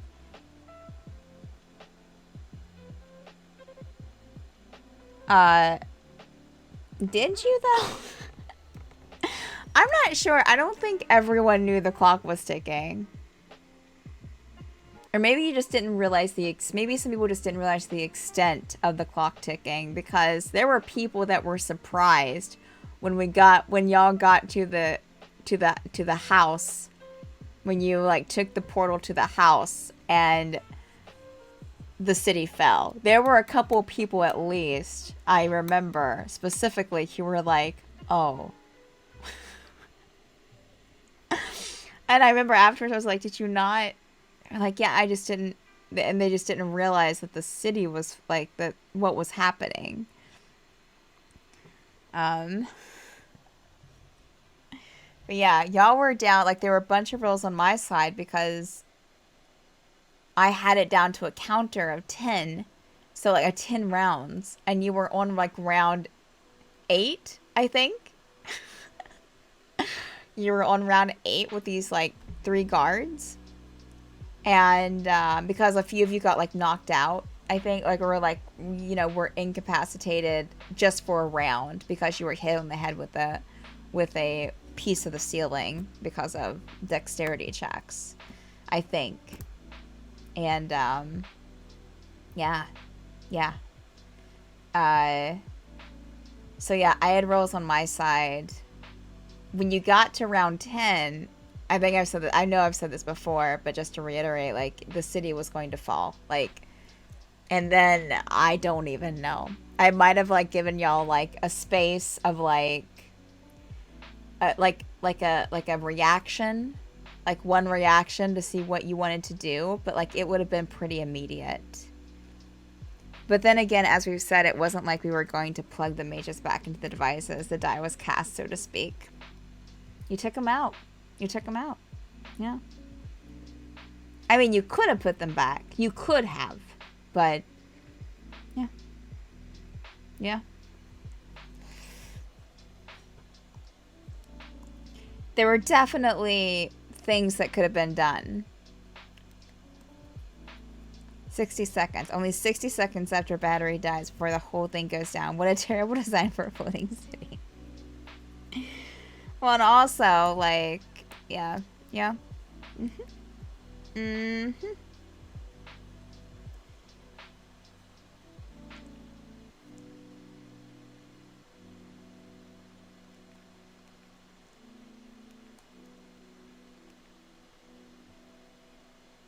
Blame the engineer. Oh,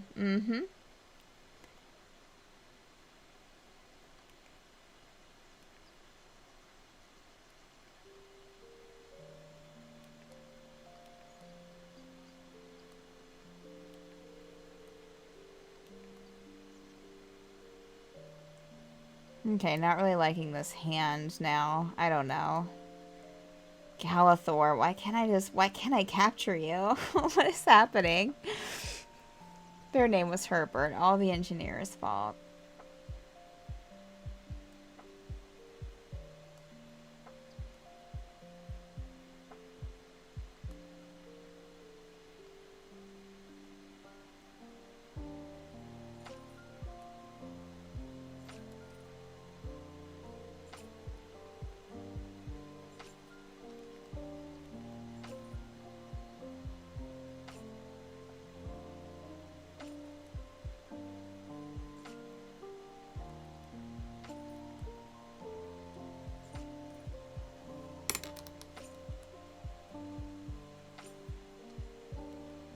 Maybe I should just make his face first and then make the hand. Because it seems to be giving me a hard time doing it the other way.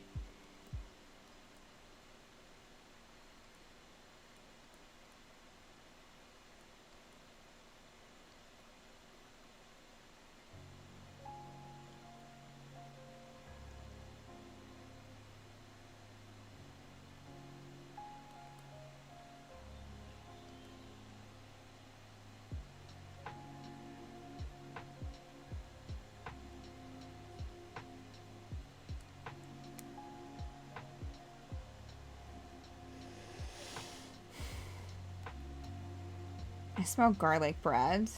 Seems like someone's cooking garlic bread in this house. I'm not happy about it because I can't have it. Oh, I was so gonna look for like gluten-free bread yesterday so I could do some toast, but I didn't see any where I was. Someone send me gluten-free bread, please. Wait, we're building this huge... It's like Star Wars. Wait, we're building this huge Death Star, and it has a flaw that if you hit a certain spot, it will explode. I'm having a stroke. I'm pretty sure someone's probably making garlic bread. It's that time of the day. For the other people in my house to be eating, like, a late, like, early dinner, late lunch.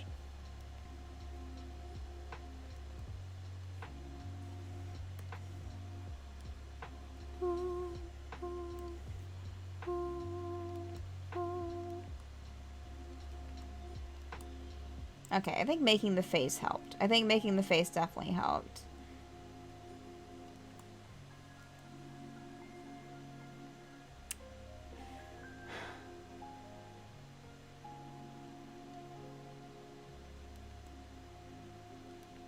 But I think the arm's too long still.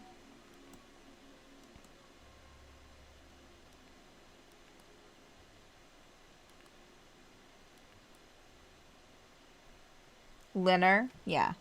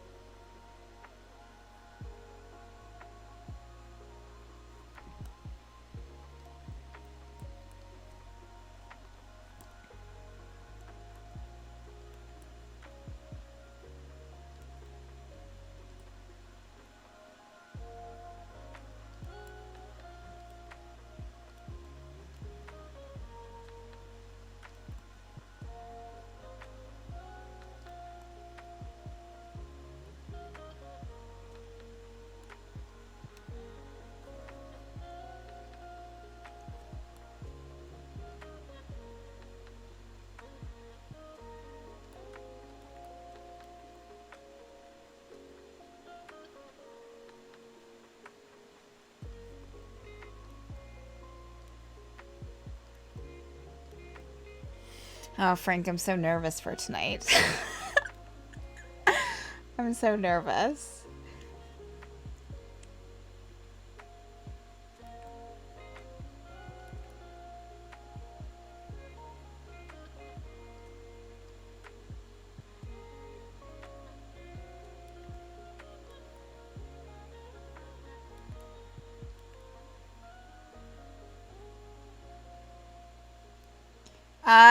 Is this an everybody's gonna die night? I don't think so. I hope not. But we found out at the very end of the last week's episode of Stormfall that because we're kind of in end game with Stormfall. I'm sure I've explained this before. So there are several cities that are being attacked at the same time. Each by like kind of a leader who is working under Yathaz, this lich that we're hunting down. So we've already went to a couple of cities, helped them, took care of the what they're called Zokirs, these leaders, in those two cities. And we just checked in with someone who gave us like at the end of last week's episode. I don't know, Frank. At the end of last week's episode, we found out that we got a status report of the other cities that are under attack. Most of them are doing okay, but then, and this was all with rolls on Dan's side of like who was doing the worst, and it ended up that the city that Kaylin's from, or the dwarven city that Kaylin is from and has a house in and has like this like magical forge there, that where she helped Finholt brewer, is the worst. Like it's doing like it was attacked that morning by a bunch of undead. And, like, they told us who, like, the Zolkir was, the leader, which I kind of figured that it was this person. So, it's doing really bad. So, Kaylin's home is there, for the most part. I mean, what she calls home now. Fin's there. So, Finn's there, the person she loves is there. So yeah, so we found out that it's like doing really bad now. So yeah, so I'm assuming the group was going to go there. If not, I rolled at the end of last week's session and was like, Kaylin's, I let the players know. I was like, Kaylin's going to go whether the group goes or not. I'm assuming the group will go, but like I was like, if they don't, then she'll go and I'll bring in Arin again, because there's no way that she would like not go. So yeah, but I'm just afraid because Frank. Using the transportation circle, that's going to take us right into the estate, which is under siege. Like, I mean, like that whole level of, because like for this city, there are different levels. I mean, I'm not explaining this to you, Frank. I'm of course explaining to everyone else. There's different levels to the city because it's a dwarven city, so it kind of goes underground a bit. And so, there's a top level, which is 1, and then 2, 3, 4 is the lowest. And 4 is under siege, as well as another floor. I think there are 2 floors under siege from the undead and this leader. And then 2 that are not. But we're going to be transporting it right into a sieged area, Frank. I realized this like a couple days after the session last week. So yeah. I'm nervous about the forge as well. Like, I'm really just generally nervous. I'm nervous about Finholt, how he's like, if he's okay. Yeah, so that's me.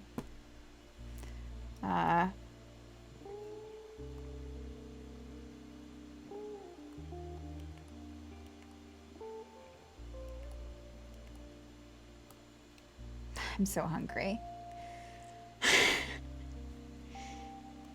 And smelling the garlic bread doesn't help.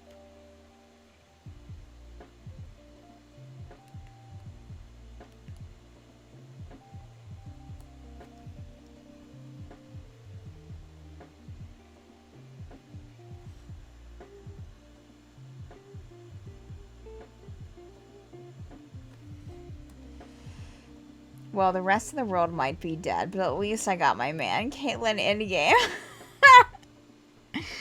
Well, I do for a fact know that,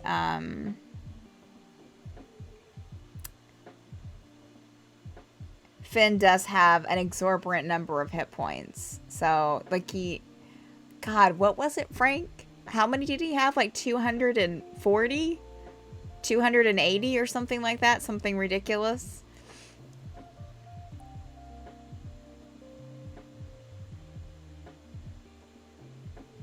So it would take a lot to get him down. There are a couple of other places that Mort knows well that would be high % chance of teleporting into, but hopefully Dan would clue us in. Well, but what do you...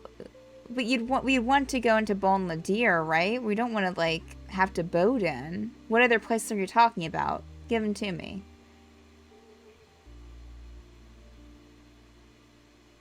Because Kaylin's not going to boat in. Let me just tell you this. Kaylin's not going to, like, transport somewhere and have to boat there and take the time to do that. She's going to be taking the teleportation circle. So...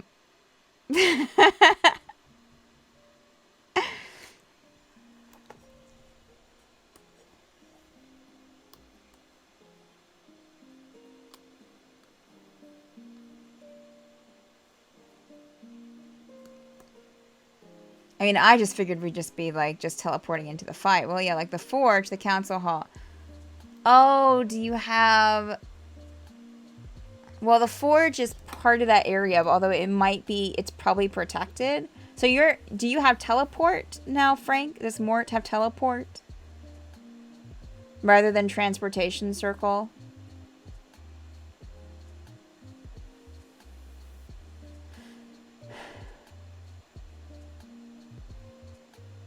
Because I'm pretty sure that Kaylin's going to try to reach out to Finn probably immediately. Like, as soon as, like, the Runekeeper's done talking, she'll probably, like, reach out to him immediately to check in. So, maybe even Finn could give us, like, an idea as to, well, through Dan, of course, as to, like, what's safe to teleport into.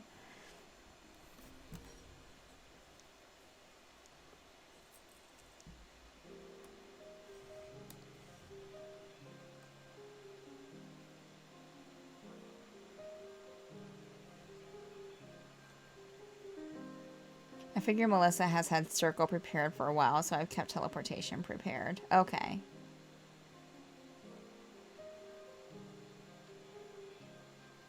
Sorry, teleport. Yeah, I think it's the teleportation that's throwing. I'm just like, circle?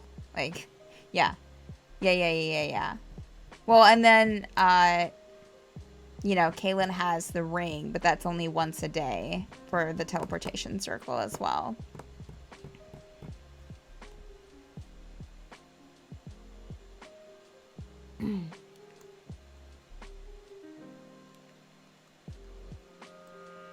Oh, and, well, Aaron knows it too, but we're not near Aaron. Aaron's back at the keep, but,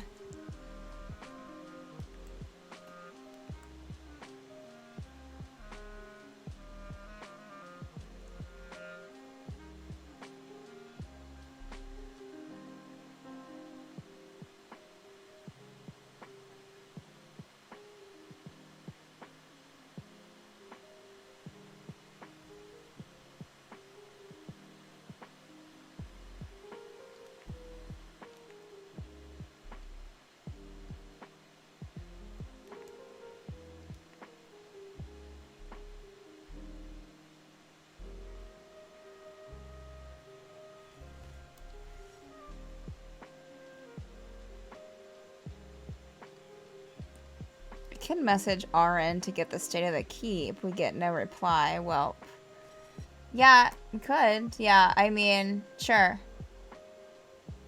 Sure. Yeah. Kaylin's gonna be not wanting to go, not wanting to do anything else but go to the thing, you know, to the city. She's gonna be like, F everything else.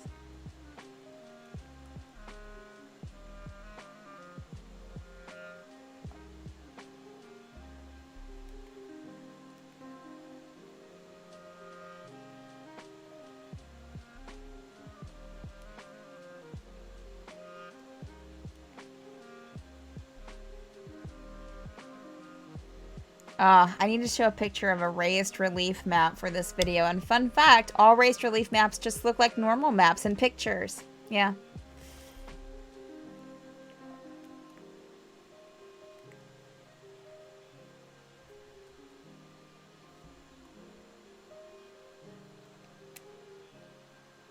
Do you have a graphic artist on board there, Jonathan? Like, I mean, because you might be able to show, like, a raised map with, like, if you add a little bit of shadow to, like, where the mountains are. That might kind of show a little bit of depth. That would help show some depth.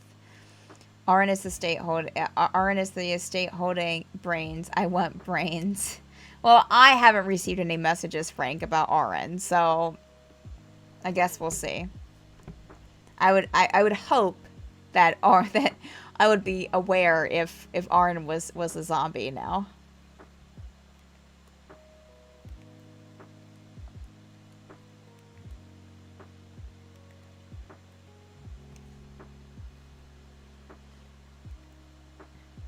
Galador has this feminine aspect that I can't quite get rid of, and I don't know why. I mean, I'm not upset with it. I just...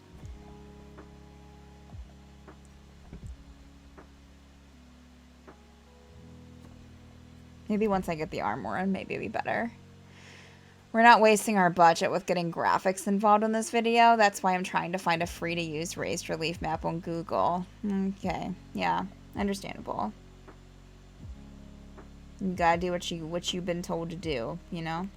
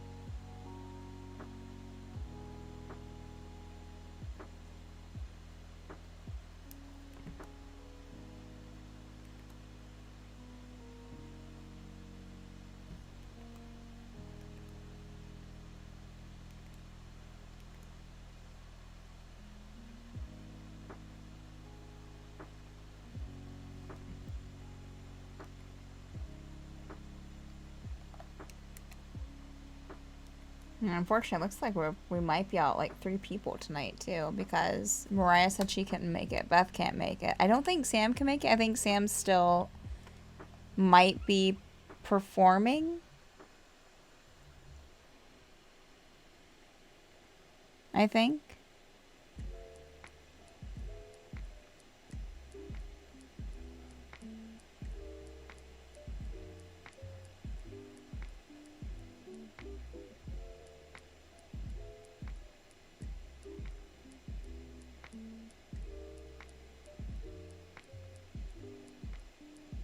Yeah, 2-week run. Yeah. So, I mean, it still leaves, what, 4 of us.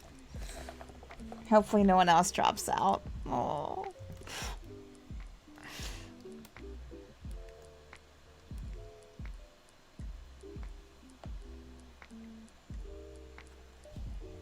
Might offer to run a character tonight. Let's see here.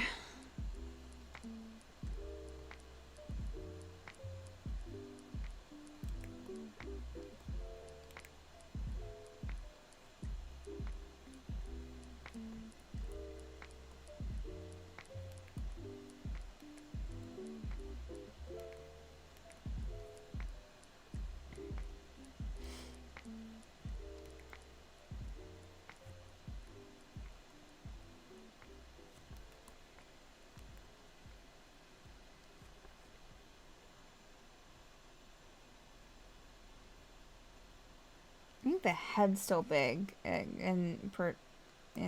with the body. There's something about it that I'm just not digging.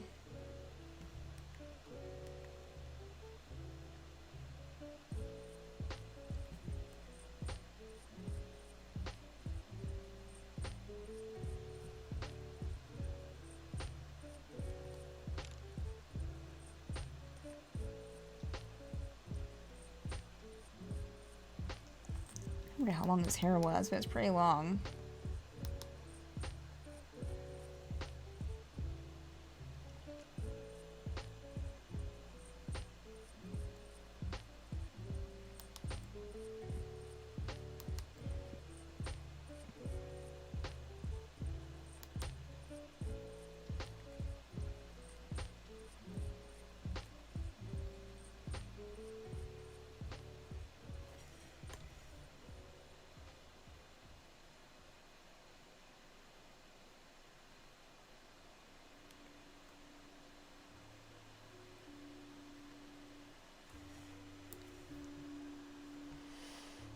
It's a serious consideration. I mean, missing 3 is iffy. If someone else drops, I'd say it's a shopping episode. Oh. I mean... Shopping episode with Orange, sure.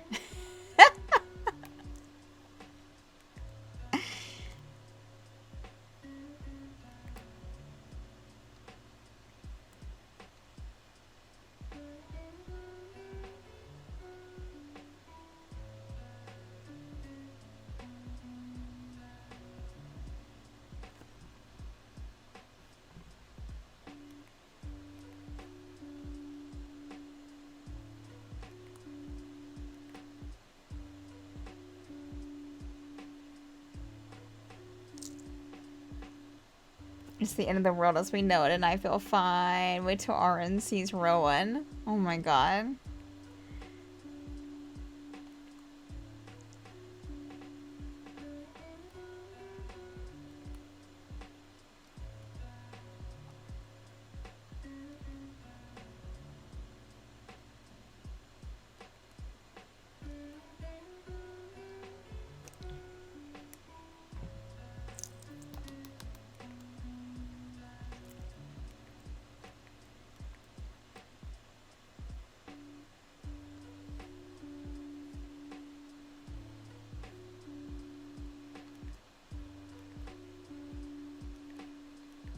I was gonna like make the head a little bit smaller. I think it's a little bit out of proportion still.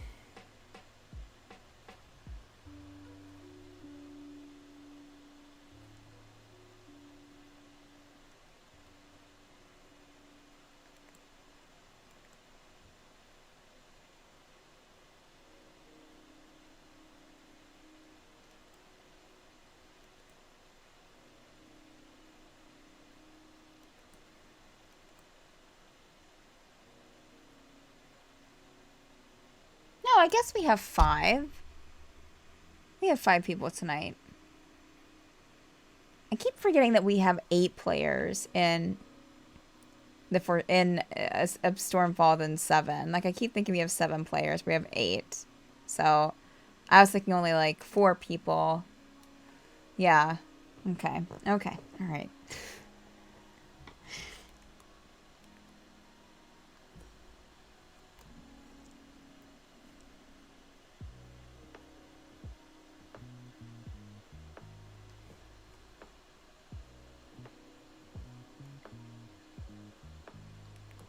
Oh, Jonathan, are you feeling better today?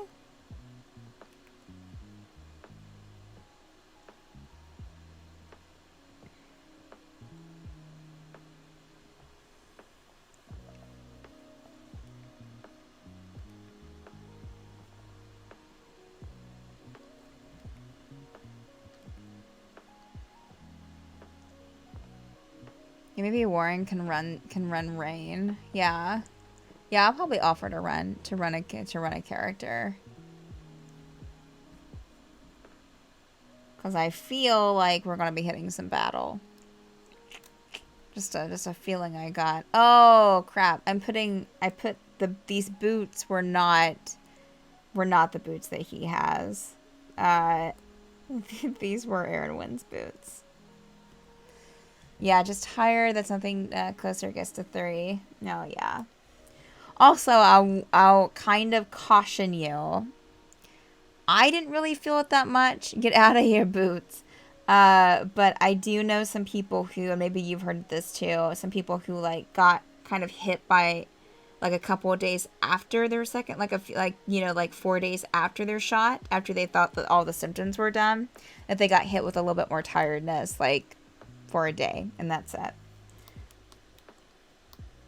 So just be, I guess, kind to yourself the next few days about what you expect as far as energy goes.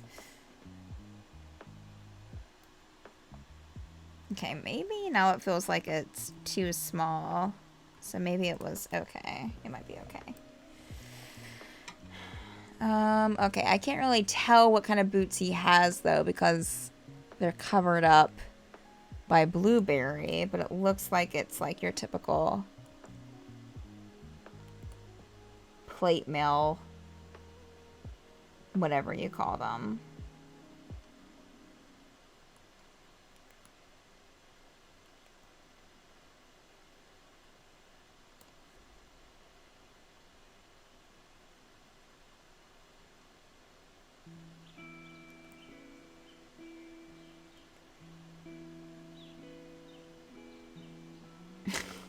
Oh, God. Oh, that's right. We have the whole like Bumblebee going to meet the Valkyrie thing. Uh, yeah.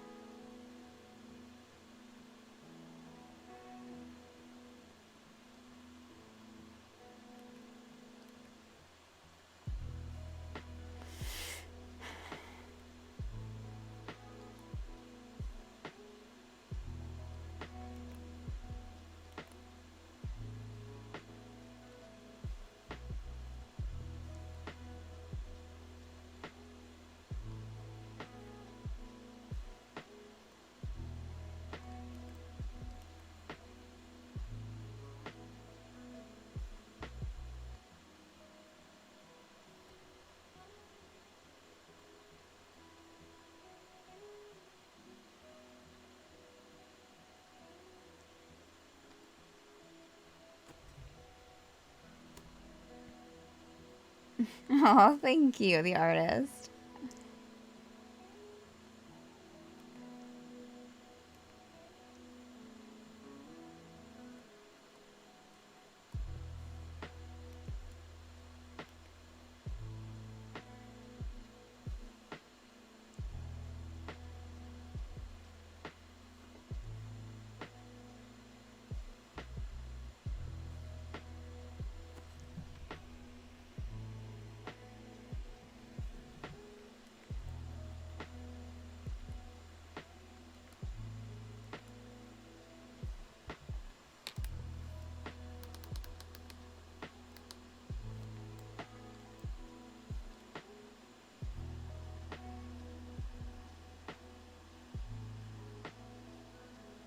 Okay, so Skeletor in a nutshell.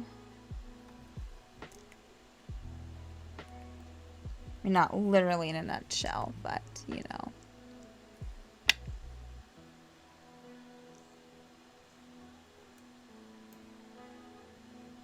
So we want him to kind of go with Aaron one here.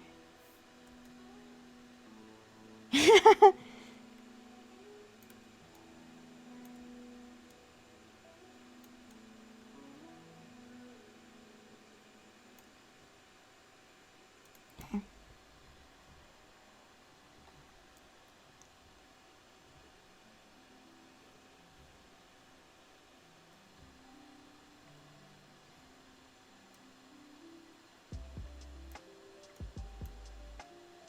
Yeah, I think it will go nicely.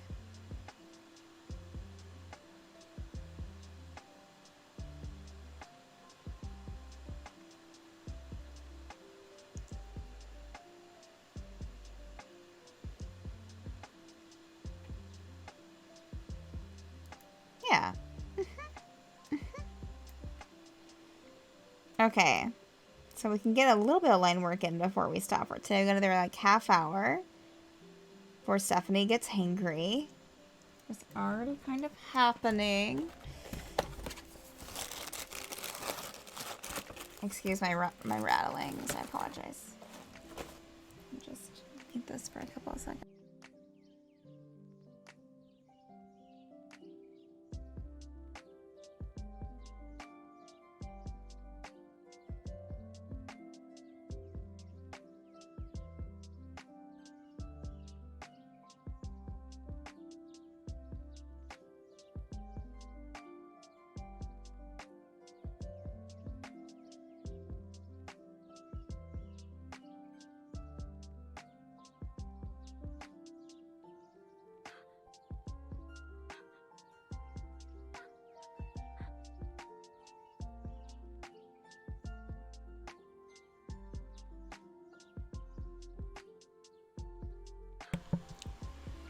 I will type out the sounds we are missing.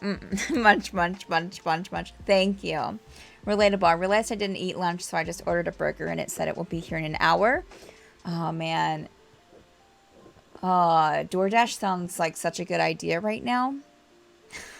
It sounds like such a good idea today. On the plus side, I think I'm done with work for the week now. Nice. Crunch, crunch, smack. All right, so we got our line work done here. All right, let's work on Malos's line work then.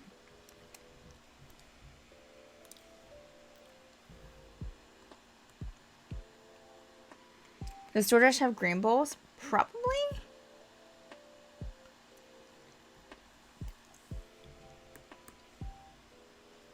I'm sure there's somewhere with something similar to a green bowl. Sure.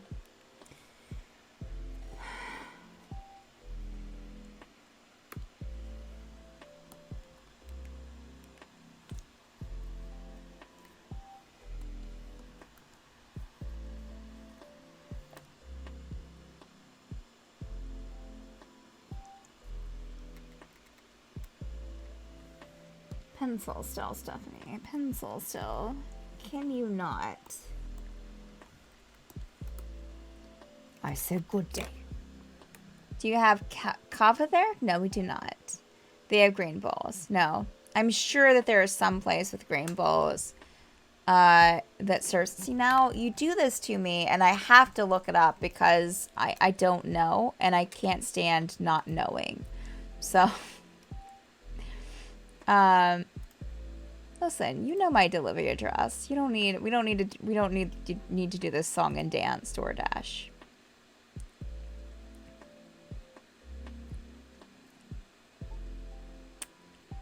Oh, got it. Sure.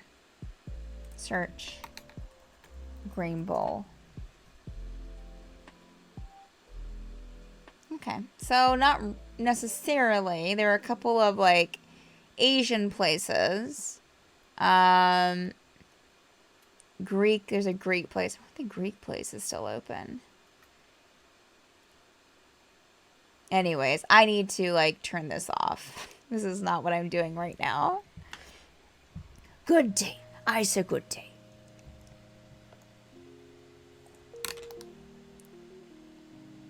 Oh, man, Frank, what are we having today? Let me live vicariously through you, please.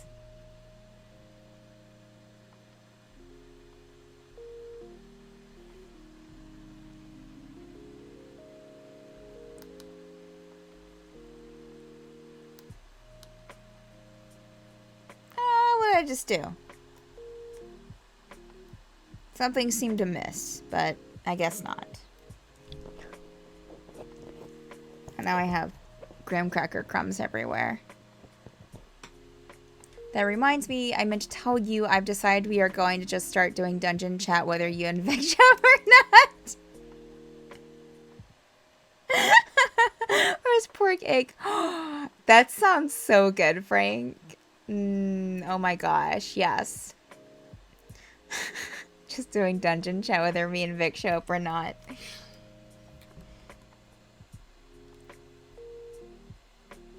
That'd be great, just to have like an empty room. Why is my stabilization not working very well? Like, I feel like it's not stabilizing. Like, it's supposed to be stabilizing? Is it the pen? Maybe it's the pen I'm using. No? It still feels like it's not stabilizing correctly. It's not stable. But the stabilization's turned up all the way. Maybe I'm doing it. Am I doing it backwards? No. That's so weird. Maybe because that's checkmarked? No. Huh.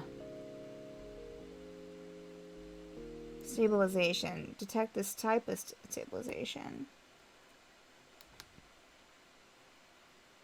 Let's see. Reduce stabilization when drawing quickly. Increase stabilization when drawing slowly. So maybe I'm just drawing too quick for it. Okay. I haven't decided if we are going to remotely activate your cameras to show the empty chairs or if we're just hosted instead. Maybe I'll make a 3-up layout and do both.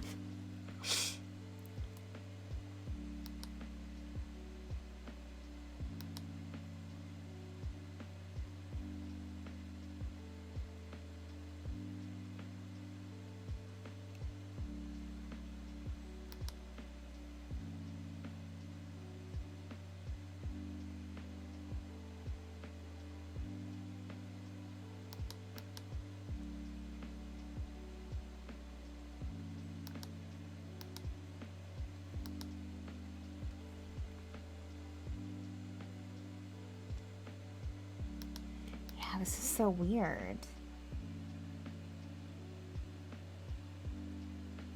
I feel like it's off. Like, I feel like I don't understand why the stabilization isn't working as well as it used to. Let's see here. Clip Studio, Paint, Stabilization. Stabilizer not working. Stabilizer stopped working. Can't figure out why. I've scoured online trying to find a solution. This one is absolutely stumped. Is your PC by any chance a Windows one? Maybe even Windows 10? I saw a lot of people had problems with their graphic tablets since those last Windows updates. This is 3 years ago.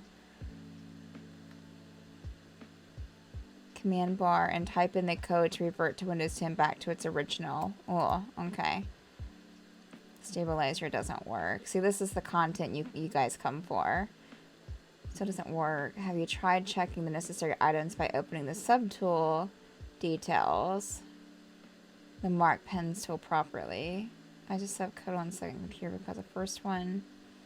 Okay, so maybe we can try that. Maybe that's what's happening. Let's see. This brush size, color jitter, ink, stabilization. Let's see.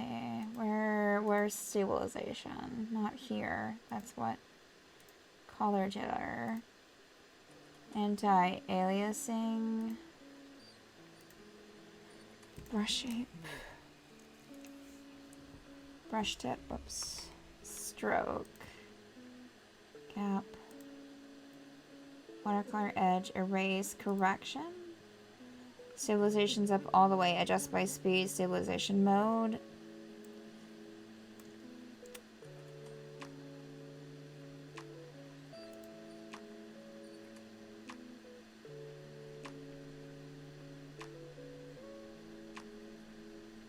Okay, so maybe we could try post-correction, turning on post-correction for it, maybe? That might help. Let's try that.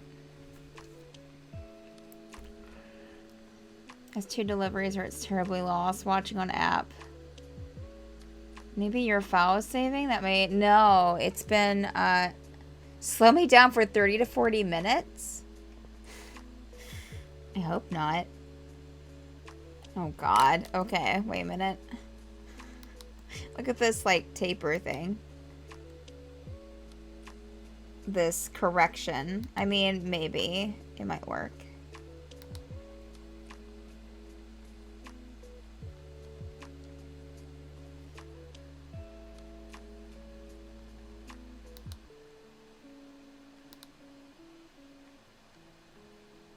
Oh, but it's tapering the line that I don't want that. I just want it to work. That's all. So adjust by scale, adjust by speed. Line after correction becomes quadratic, Bezier curve. Okay, well, we don't want that. All right, let's try this.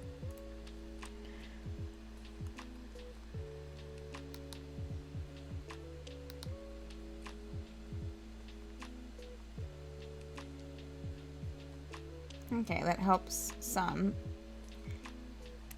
But it's still tapering. I don't want it to. I don't want it to.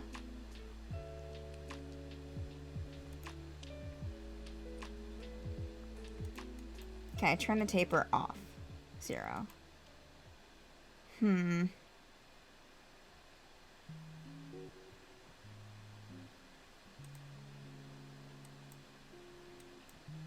Oh, God. Okay.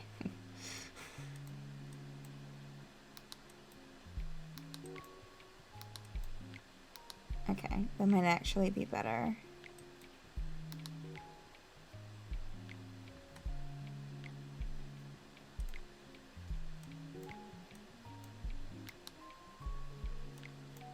Okay, this window is stuck here. I can't get it off.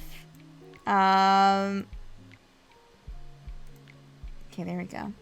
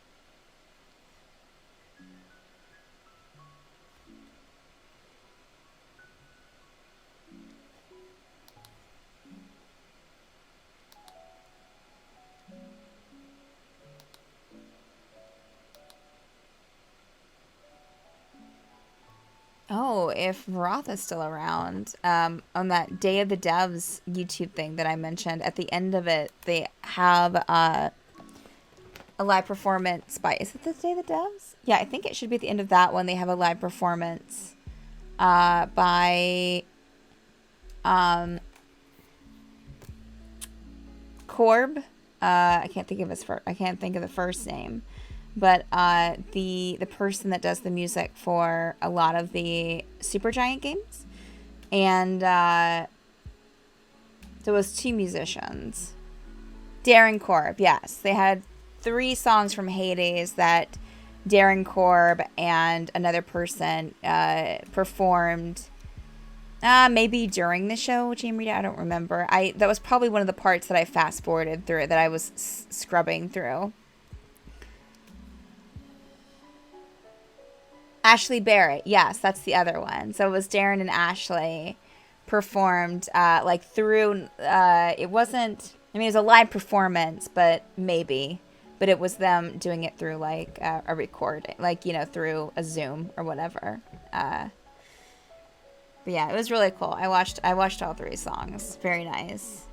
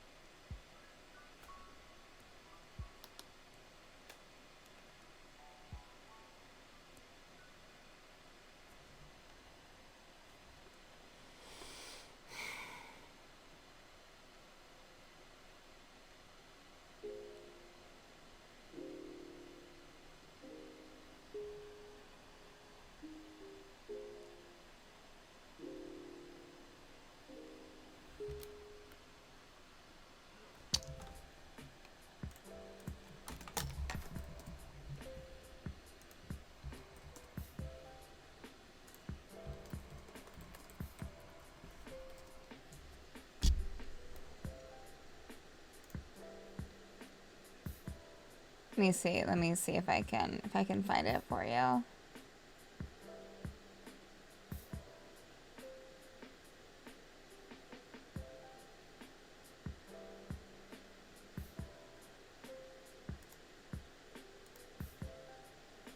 Oh, they cut it out there. They cut it off of that one.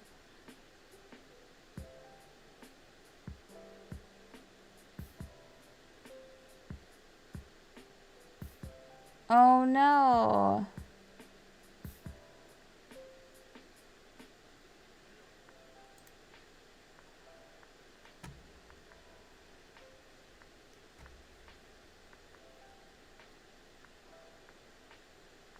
Maybe it was just for, there had to be something for it somewhere, I would say.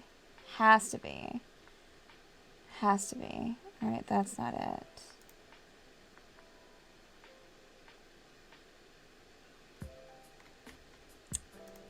Dave Debs.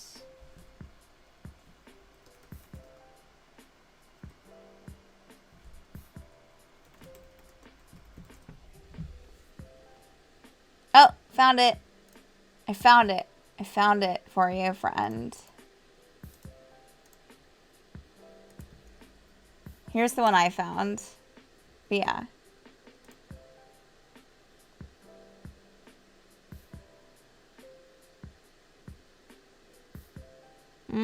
That was only the second, so that couldn't have been it. This was from yesterday, so. No, the one that I posted is the one that I watched. So if I imagined it, she just randomly hallucinates Supergiant musicians every day. I mean, this is true. This is true. Yeah, the one that I posted is it. That's all the songs that they did. I think 3 of them. Nothing spectacular, but it was nice to see it. It was nice to see it. You love to see it. Alright, about 10 more minutes, friends.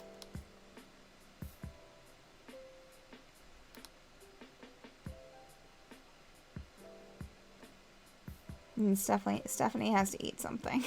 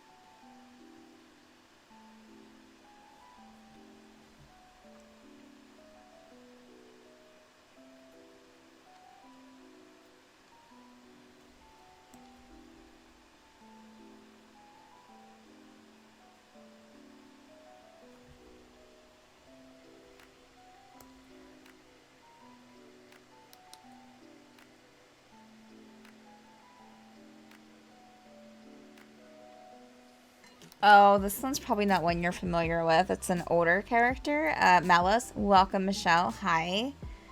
So Malice was only with us for like a few months, I think. Maybe like a half a year. Maybe close to a half a year. Before his player had to, Kevin had to head out. Different Kevin than what you might think it is. But yeah. Love the name. Yeah, Malice. Very, very stuck up elf. High elf. Who, yeah. Made all of our lives a living hell for a while. No. Although kind of, yes.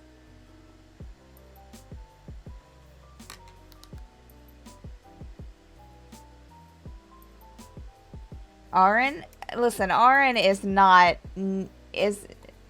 Aaron's in a different field than Malos. At least in my opinion, he is.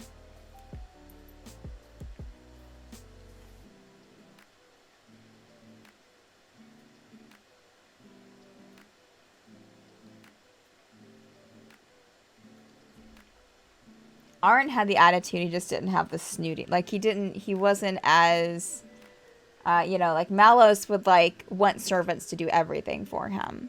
Aaron would just do it himself. He would just, like, be like, okay, I guess, sure, I'll do this by myself. Whatever. No one bother helping me. I'm fine. Like, he would be that person.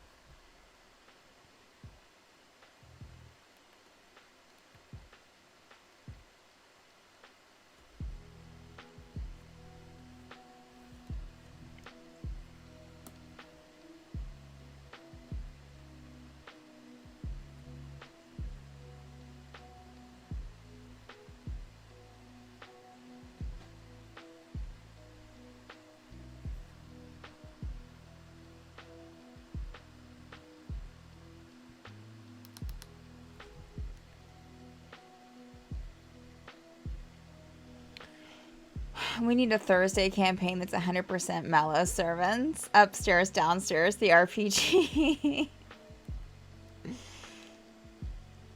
Alright, Nightbot. Knock it off. Sounds like a fun one. Dungeon Abbey.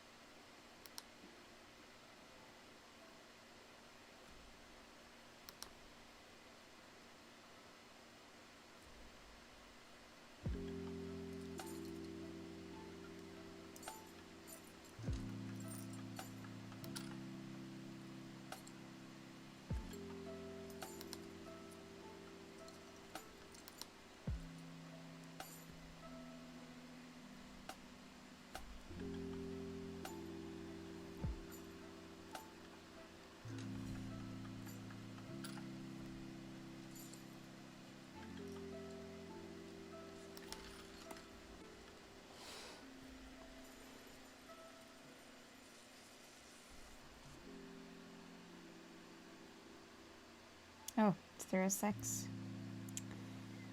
I'm having trouble reading some of his. I guess I could look at his character here. Oh, with his back turned.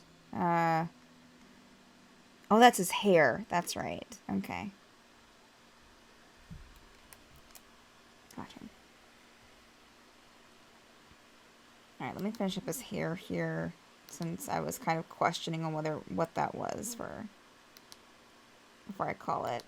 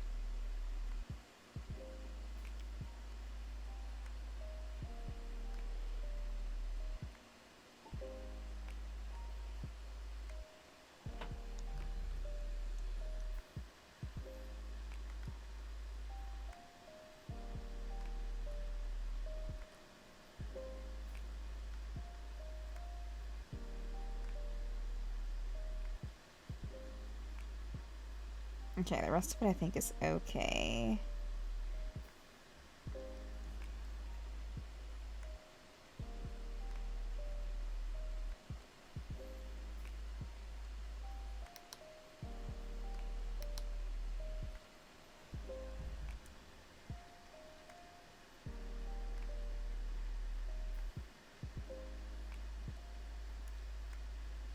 Yeah. Okay. I'm gonna save it here. And go get some food. Because I'm hungry. I'm hungry.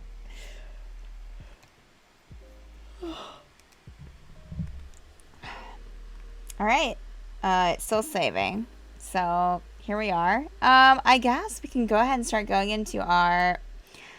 Thank y'all for... What is this black box on here? Wait, what? Wait a minute. Why is there a black box on my layout? What? Wait.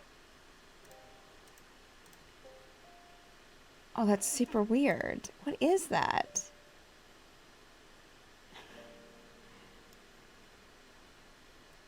Is it there when I put this down? Oh, wait. That doesn't even...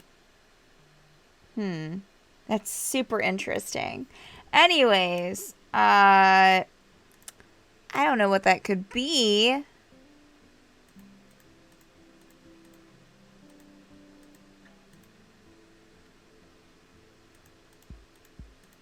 Oh, it's the Studio Navigator?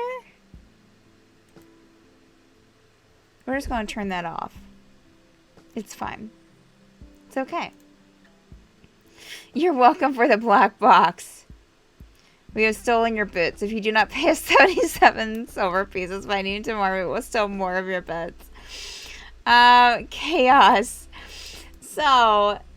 If you don't know, you've been watching MadArt with Steph, which is every Friday here on MadBird Streams, most Fridays at 12 p.m. Eastern Time. We have a lot of stuff here on this channel. Mondays, Tuesdays, Wednesdays, Fridays, Saturdays, and Sundays at 10 p.m. Eastern Time. We have D&D 5e content, homebrewed. And also on Saturdays at 6 p.m. Eastern Time with Tower of Dreams. Tuesdays at 2 p.m. Eastern Time. Hopefully this week, maybe the following week, we'll be getting back to Dungeon Craft with Steph and Vic, where myself and Victoria work on minis, we paint miniatures, we work on dungeon tiles. Most of the time, though, we're just chatting with each other and having a great time. Man, Thursdays are boring. I mean, anymore, sure. I didn't know. If not, it's okay. I'll be hosting a competing program. Yeah. So, and also, let's see, we have a Patreon. So if you're looking for ways to support the channel, great way to do so.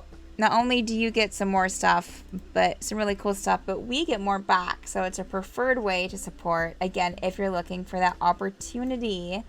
And I could have been looking at Twitch people to see who we can raid over to, because I love raiding over to other artists on Fridays.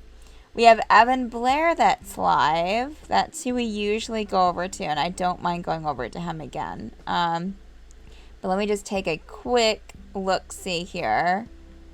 I love how Twitch just sometimes decides it wants to let me know who's streaming that I follow, and other times it just doesn't care.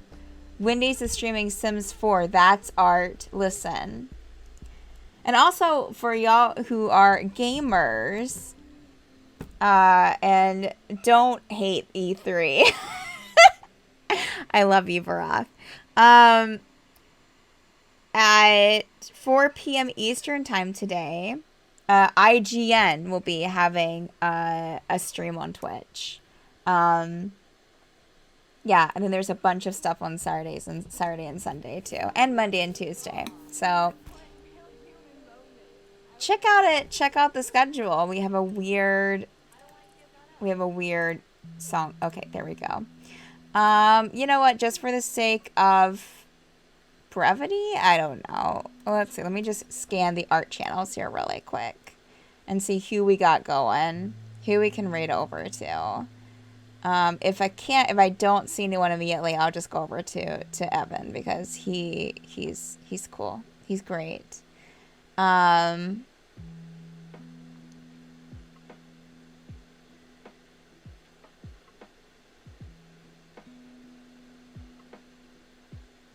Oh, you know what? Let's head over to just Dice's.